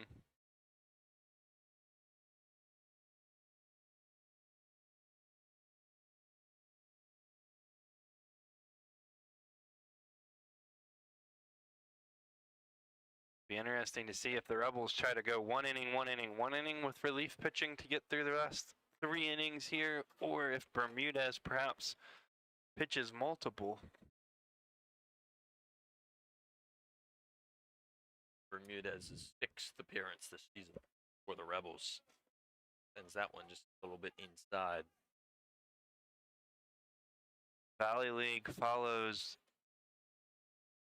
USA Baseball pitch smart guidelines, so there's some strategy as far as pitch counts and keeping players eligible, but also giving fair rest and all of that.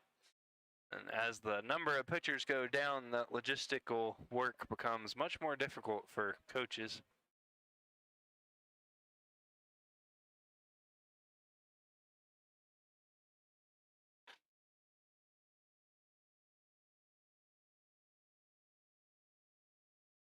Called strike upstairs.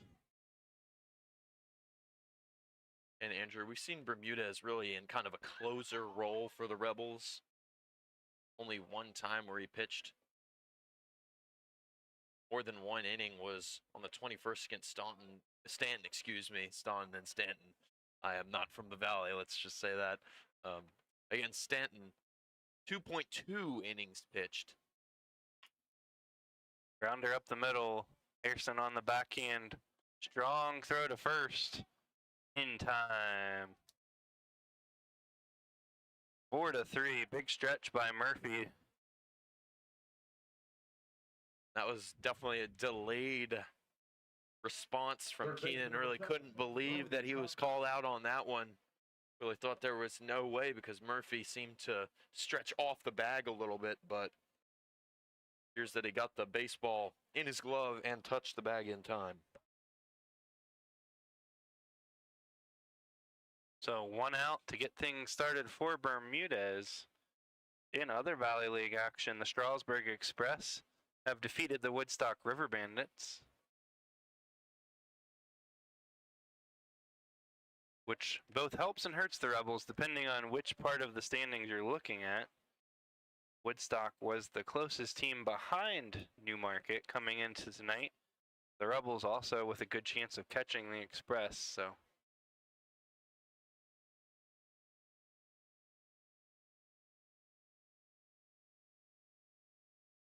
Woodstock now 12-19 in the 5th place spot.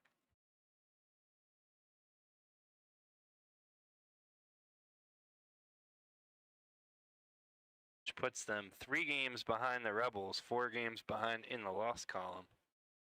Of course, pending the results of this game. 0-2 fouled off. Connors at the plate, stays alive.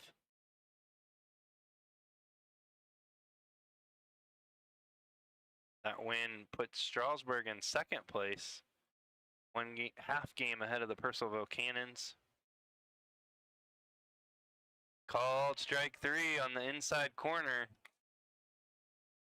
Connors turned around and had something to say to the home plate umpire on that one. Seen the home plate umpire getting a lot of complaints and second conversations from players. Surprised to both sides. Yeah, but from both sides too, exactly. I'd be surprised if we see another one that we maybe see him send him to the showers, if you will. Some players certainly kind of pushing the limits there. They don't see umpires take a lot of that or tolerate many complaints from players or getting sent to the showers, so keep an eye on that one tonight. Got a couple more innings to go. 1-0 fouled back by Tellefson.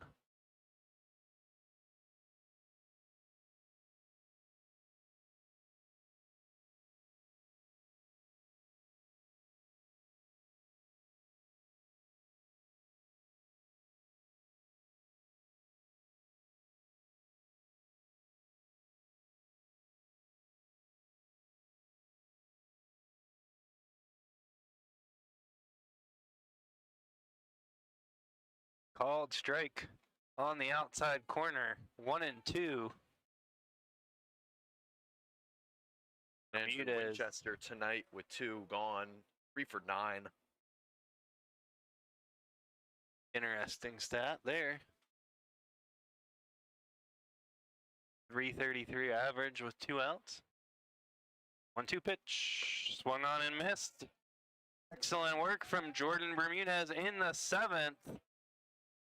Mario Magana waits on the other side of this break.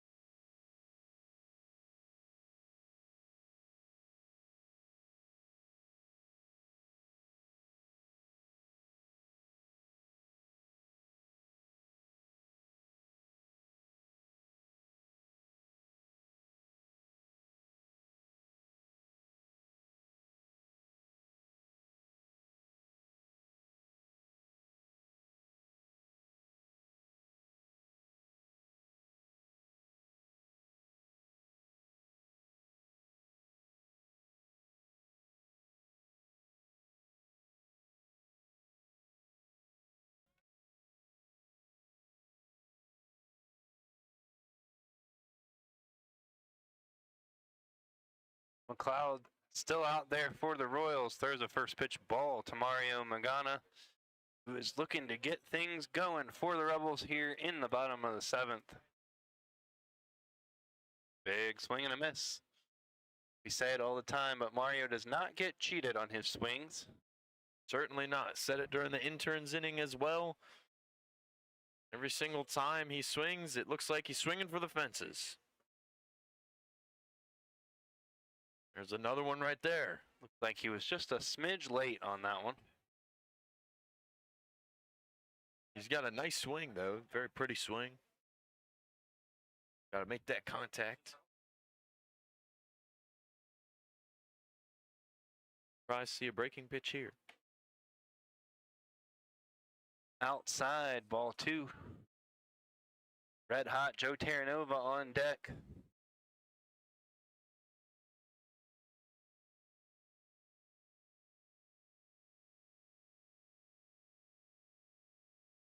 Another take, full count.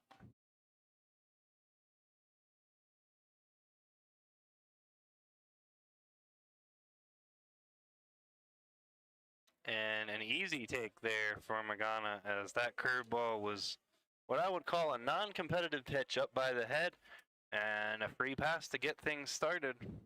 Yeah, really no question to lay off that one. And Our bad boy working hard tonight. Harper it's a free Kendrick pass is to up first top. base. Covering on the third baseman from Southeast Missouri State, number 25, Joe Terranova. Joe Terranova 2 for 2 tonight with an RBI. Couple hard hit balls into left center.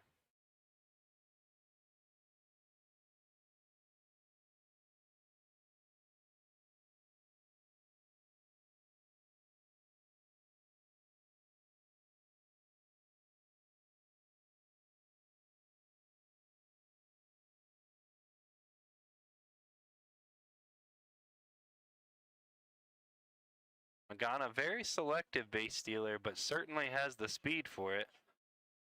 Pitch is low for a ball.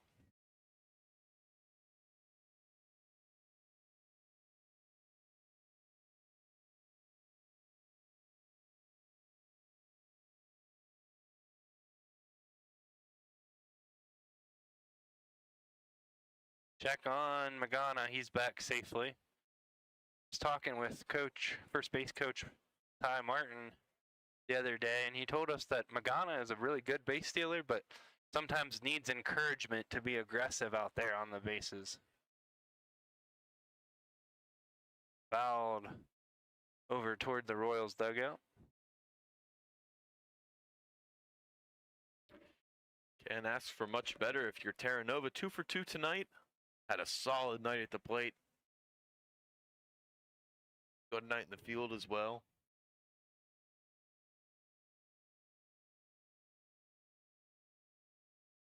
He's behind in the count 1-2. We'll see if he can fight against McLeod. Hard throwing righty. Takes a curve outside, 2-2. No movement in the bullpen for the Rebels, so it looks like Bermudez will get another inning. Why not? He had a great showing in the top of the 7th.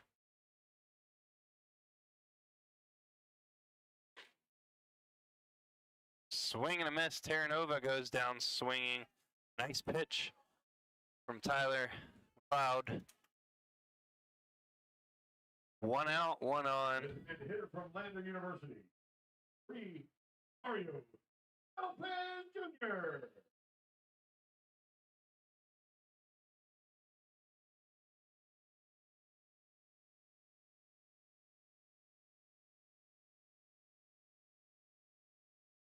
Mario Lopez Jr. looking for a hit. Takes a called strike. It is his birthday today. We were thinking it was soon or this weekend, and it is tonight. Andrew, that's not the birthday present that you're looking for there. It's that one into left center, pulling on the run. He's going to pull up, and it's a hit for the birthday boy. Single finds green grass in left center. The Rebels have 2 men on with only 1 away for Matt Murphy. Or Andrew, I was about to say how that inside pitch isn't really a birthday present, but he gets a nice birthday present there as he lines it out into center. Great hit there for Lopez, and Rebels are knocking on the door now with 1 gone, runner in scoring position.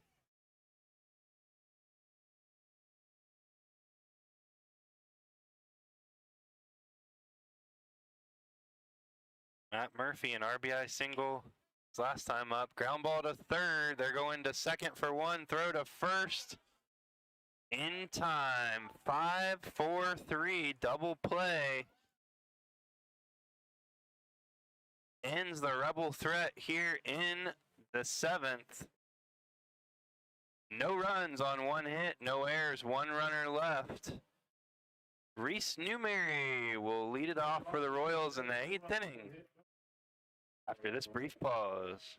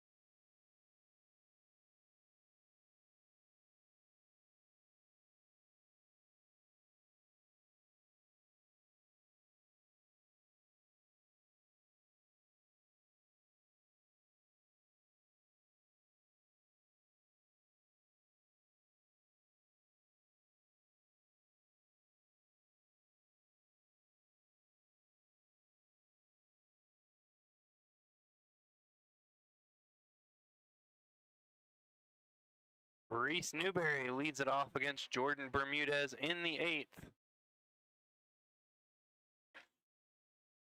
Called strike.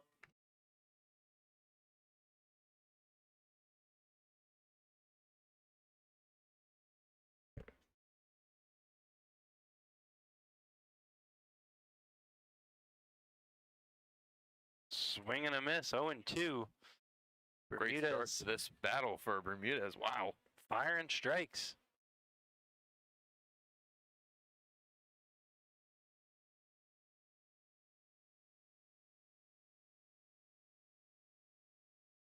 That one's hit softly into center. Magana leaves his feet and catches it. Put a star beside that one in your scorebook. Diving snow cone catch for Mario Magana. Says Bodie Pullen, I can do it too. Wow, and he was moving after that one. A great play by Magana. Definitely one that you want to throw on your social media. Going to have a lot of Instagram posts and Instagram stories to show tonight.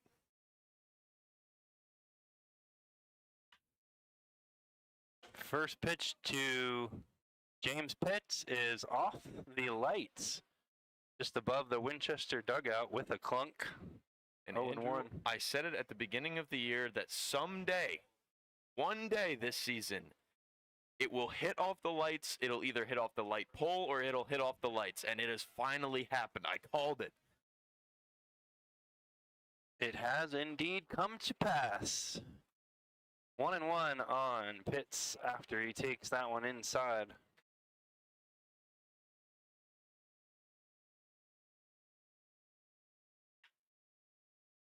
Sticks the bat out at that one and pokes it into the right field corner just past Murphy at first base. Mike Murphy fields it over up against the sidewall and fires it in. It's a double for James Pitts on almost like an excuse me swing. And Andrew, you can't ask for any better placement than that. And a collective sigh, you can really hear it throughout Rebel Park, as there's really nothing that the Rebels can do there. Right, less than a foot away from the first base line, and it bounces perfectly into the outfield and into the gravelly area, and it's an easy double for the Royals in Pitts.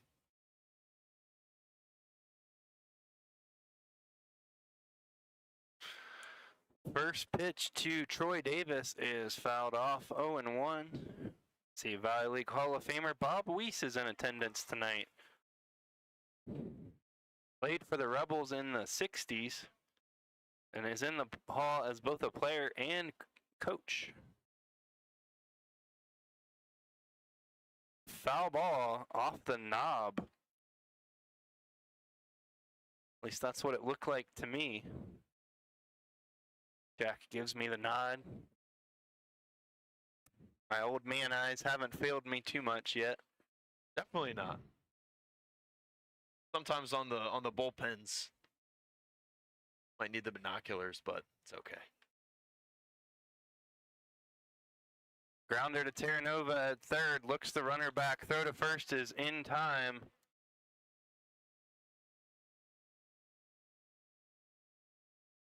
Five to 3. Pitts is able to advance to third on the play.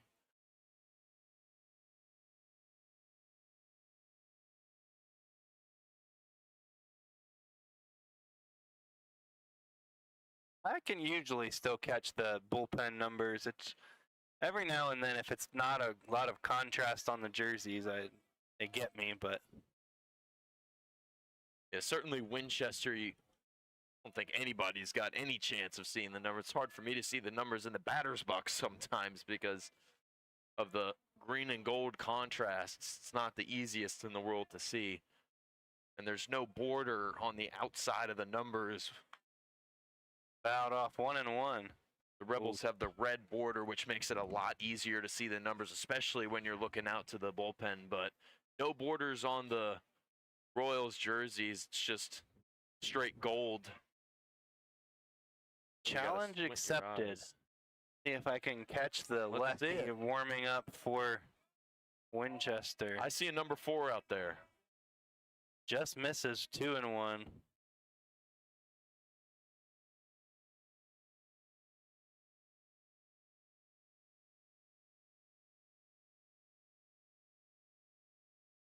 Two one. Breaker finds the zone 2-2. Wow, much to the collective disappointment of the dugout of the Royals, who had a collective, whoa!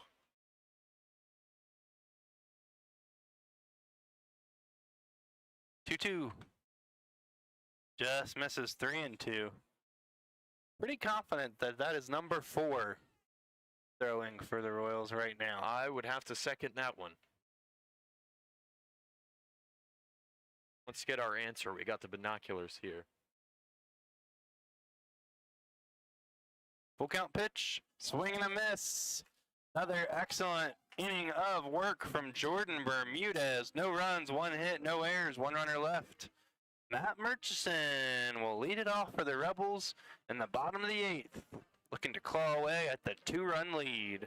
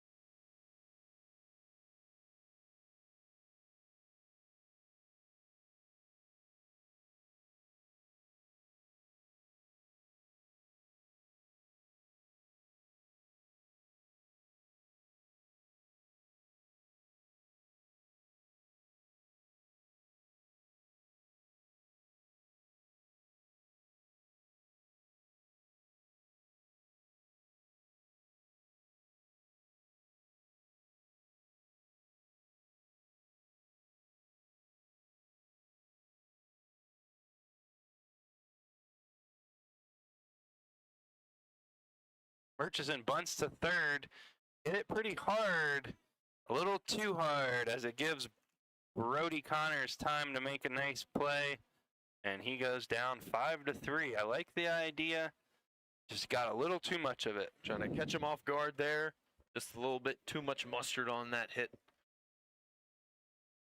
Bunt, excuse me, wouldn't call it a hit, but that bunt attempt. And That's going to be the plate catcher. Yeah, pitch.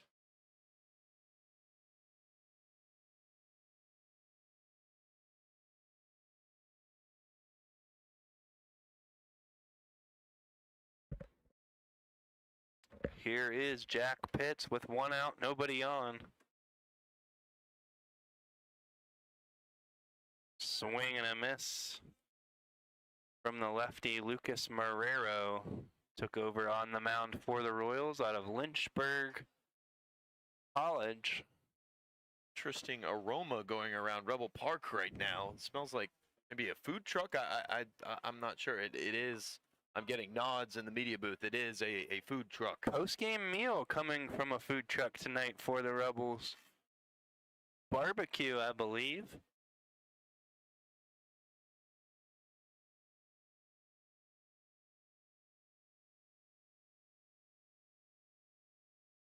Pitts skies that one to fairly deep left, but plenty of room for Troy Davis to pull it in. Quickly 2 outs for Marrero in the Royals. Jackson Hairston will be the next man up for the Rebels. Number 24, Jackson Hairston.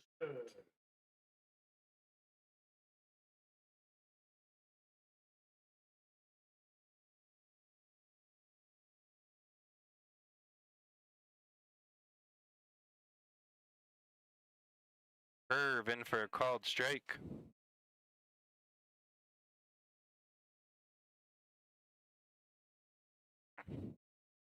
Bottom 2 for the Rebels. Pitts and Harrison have been relatively quiet. Swing and a miss. Combined 6 credited at bats, and it's 0 for both of them. Harrison's got a chance here to change that.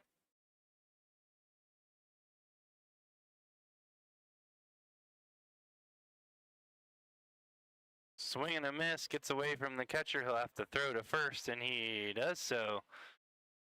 Strikeout swinging 2-3. Rebels go down 1-2-3 in the 8th. And after 8, it's Winchester 4, Newmarket 2. We'll be back for the final inning of this one in just a moment.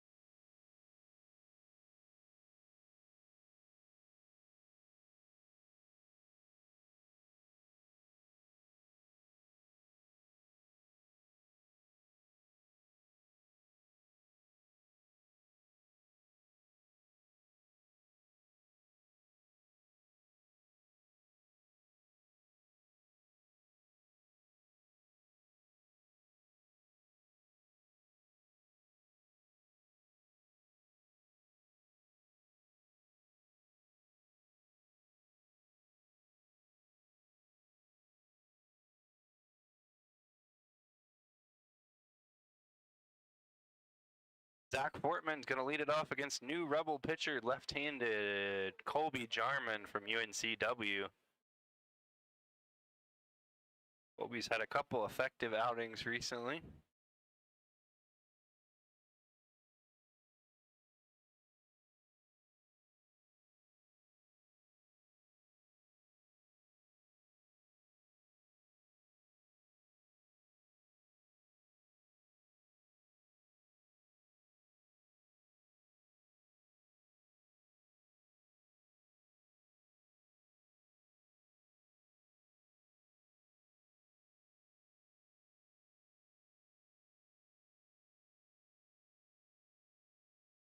There's discussion on whether it's a snow cone truck or an ice cream truck out there, much to the excitement of our PA announcer, Jared.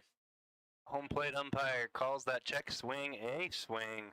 That gets some yells from the Winchester dugout. And I can't say I blame him on that one. From my vantage point, looks like he probably held up, but Jarman's ahead 1-2. Popped up on the infield. Hairston circling underneath of it.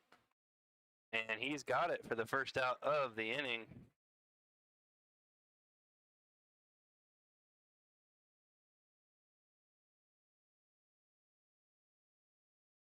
Rebels do have a little bit of activity in the bullpen still. Center fielder, Bodie Pull.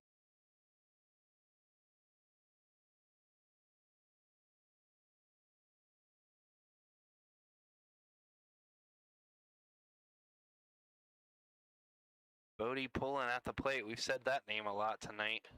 Mostly in the field. Yeah. And all over the place tonight.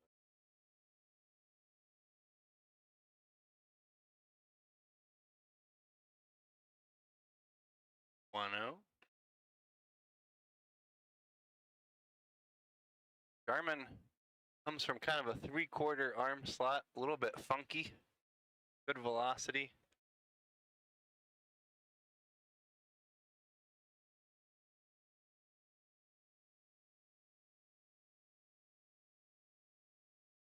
Reno.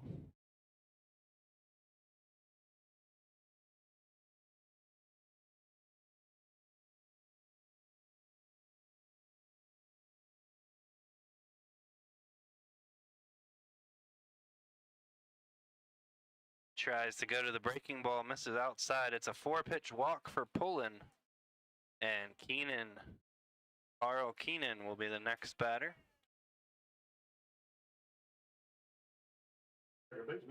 Keenan 0 for 4 tonight. Followed by Connors 0 for 3. 3 straight first leadoff 3 for the Royals have had very quiet nights. Doesn't apply in the field, but certainly at the plate. And all of a sudden, Jarman struggling to find the zone as he misses low for a ball. And here's a question for you, Andrew. When do you think, if you're Mark Davis, you kind of take a second to go out there and just tell him, hey, it's okay, let's cool down? When do you think that line is where you just kind of take a timeout, just kind of talk with him? Where do you think that? I would say if Keenan is walked, you'll probably see a visit. I think I'd have to agree with that. There goes to the breaking ball. Finds zone for strike one. Carter McKay warming up in the bullpen. Two-way player. He's listed as a first baseman, but came advertised as first base / pitcher.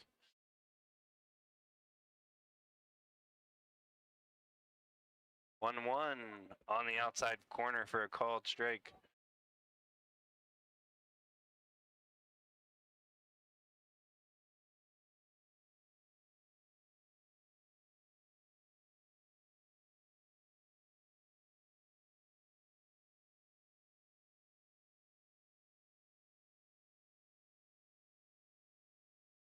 Breaking ball gets a check swing, but no swing. And it'll go 2-2.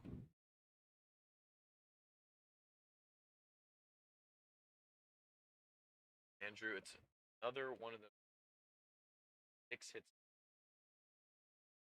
been on the base, but they couldn't cross the plate. Certainly had some action on the bases. That one's up and in, spins Keenan around. Didn't seem to be that far off the plate. I think it's been their Achilles heel all year. I think it kind of hit its apex in that game against Strasburg, where everybody except one guy on the lineup got a hit. Only one run was scored, and it wasn't even off bases. It was just a solo home run shot. There's ball 4 to Keenan, so 2 on with 1 out for Winchester. Rebels would certainly like to keep the deficit at 2.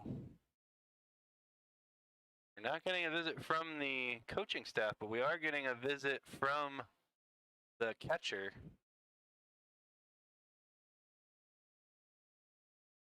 Could be sign related,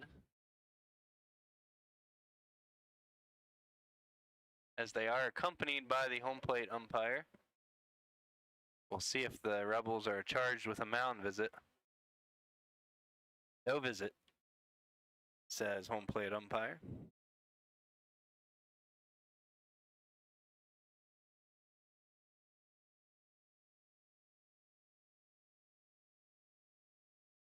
Brody Connors at the plate. If you're Jarman, you'd love a ground ball. Give the Rebels a chance to turn 2 and get out of trouble.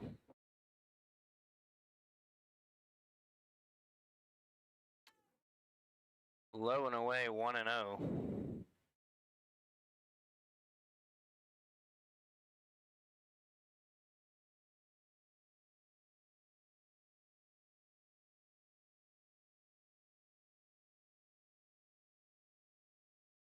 And that curve hits him to load the bases and take away any margin of error for Colby Jarman. With the big righty Cameron Tellefson due up. First baseman. Surprised we're not getting a chat here. Try to settle Jarman down. Yeah, I'm really surprised at that, Andrew. I think that got Tellefson here, who's kind of due for a big hit, and he's been all around it all night waiting for it. Surprised we don't see a conference here. Rebels are going to play in at the corners, double play depth up the middle. Big swing and a miss. Might have been a little bit of contact there, but made it all the way through to the glove of Pitts.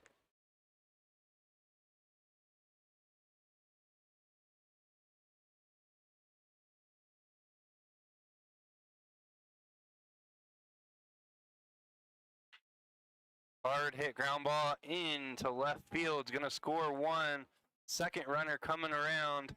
Play at the plate, not in time. 2 runs score for the Royals on an RBI single from Cameron Tellefson. And looks like that's going to do it for Jarman.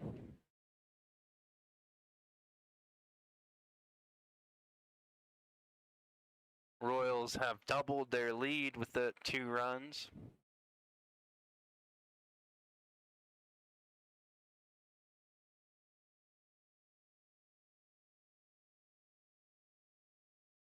We'll take a quick break and be back with the new Rebel pitcher in just a moment.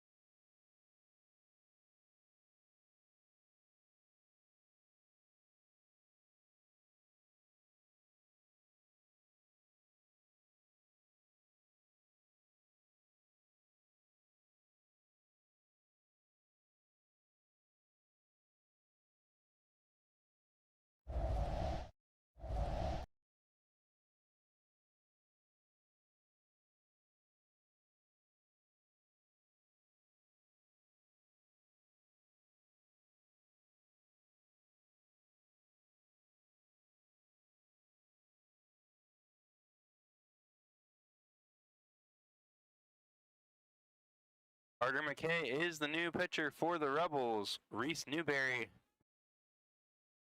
at the plate. Looks like the pitch mix, for those who may be curious, fastball, slider, knuckleball. Called strike to get things started for Carter McKay. Big righty. Had him at 90 miles an hour. So has some velocity behind it.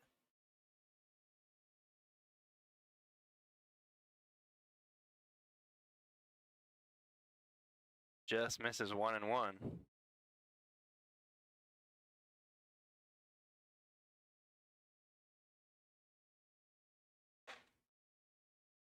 Backs him up with a high heater.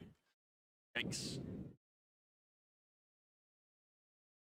Definitely not going to be as confident digging in after that one.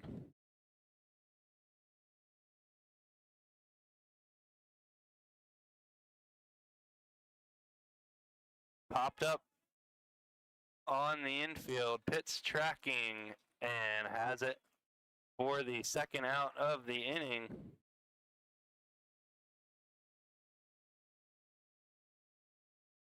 So 2 away for James Pitts.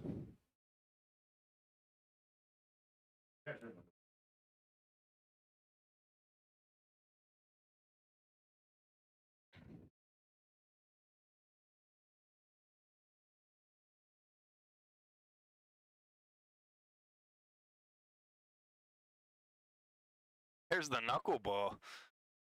Didn't get the call, but looked pretty good from up here. That's a tough one for catcher, umpire, everybody involved.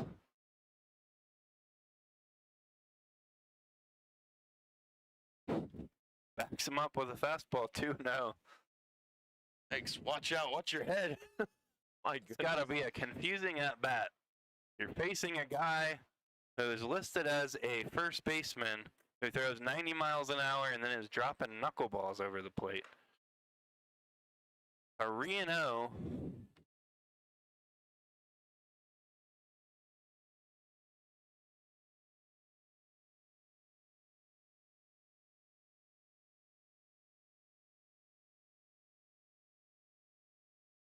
Check swing, foul ball.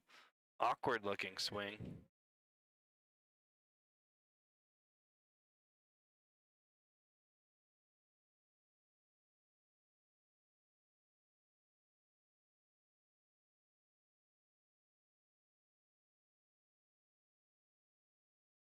Three-one pitch. I think that was another knuckler.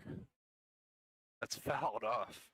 That's a bold move to throw a knuckleball on a 3-1 count. I don't think I've ever seen a knuckleball ever. I don't think I've ever seen a knuckleball. And wow, like I don't think I've seen one thrown in a baseball game. It's insane. Full count pitch. Liner to short. Mallows got it, and McKay gets out of trouble. But not before the Royals score 2 runs on 1 hit. No errors, 2 runners left on base. Mike Murphy in the top of the Rebels lineup will look to come back from the 4-run deficit in the bottom of the ninth.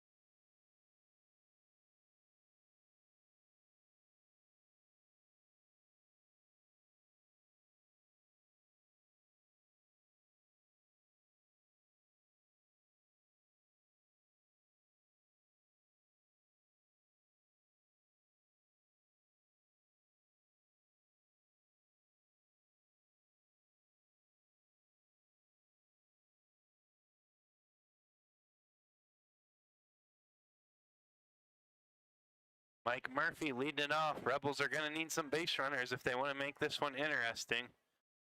Anyway, Murphy can get to first base. Check swing on a breaking ball in the dirt. Strike one. Yeah, really no question on that one. He kind of clearly went past. Even us in the media booth, we don't have really any say because of the worst seat in the house for check swings. Swings through a breaker. 0-2.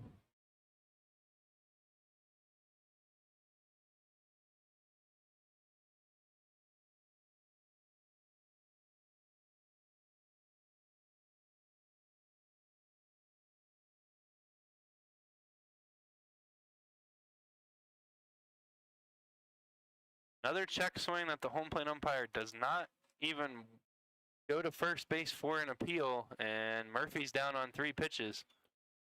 That just kind of sums up the night for Mike Murphy. Number 2, Jonathan. 0 for 5 tonight. Drawing any incredible comebacks from Newmarket, but one of those nights where you kind of forget about it and move on. Called strike. Looks like we're going to get a pinch hitter for Magana. Maddox Land in the on-deck circle.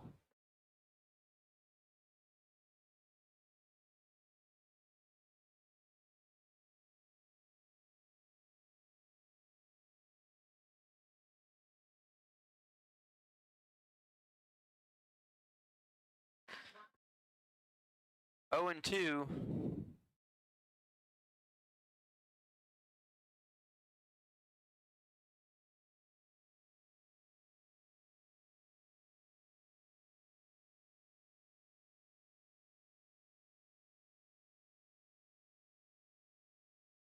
Fights it off.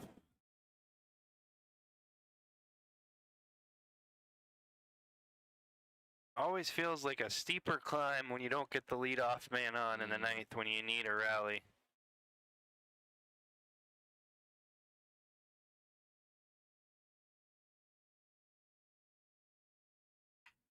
Grounder fielded at first by Tellefson. Nice play on the line to retire Mallow for the second out of the inning. And here will be the pinch hitter, Maddox Land.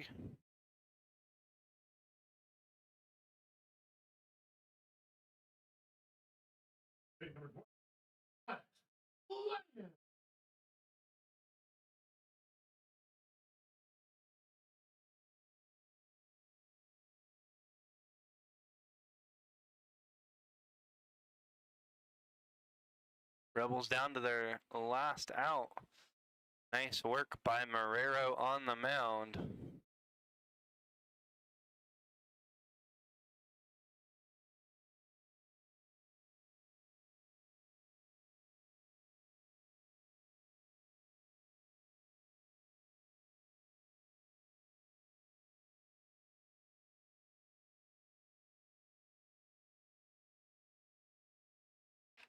Called strike, 1-1. And Andrew, if you're Coach Shepard, what's the message to the guys after this game? Tough one, but competitive game against the #1 team in your division. I don't think there's anything too alarming if you're a Rebels fan or coach from this one. I mean, it's baseball. You're not going to win them all. Winchester brought a strong team to the Valley this summer. And hey, maybe you're saving those wins for the eventual playoff matchup with the Royals. Much rather get them in a couple weeks than tonight. Not to say we wouldn't want to win tonight, but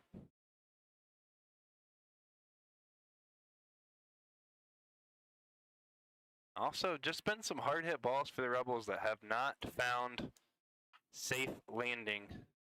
Grounder to third, fielded, throw across in time. Nice defensive play for Brody Connors, and that will do it for this one. Rebels failed to mount any offense in the 9th. They will take to the road for 4 consecutive away games following this one. We will be back here on Friday night for ice cream night. Mariners. Final line score, 6 runs on 8 hits and 1 error for the Royals. 2 runs on 6 hits and 1 error for Newmarket. I'm Andrew Kipps. I was joined by my companions, Jack Hurlbert and Brandon Whitaker. We're signing off from Newmarket. We'll be back with you on Friday night for the home finale. Have a good evening.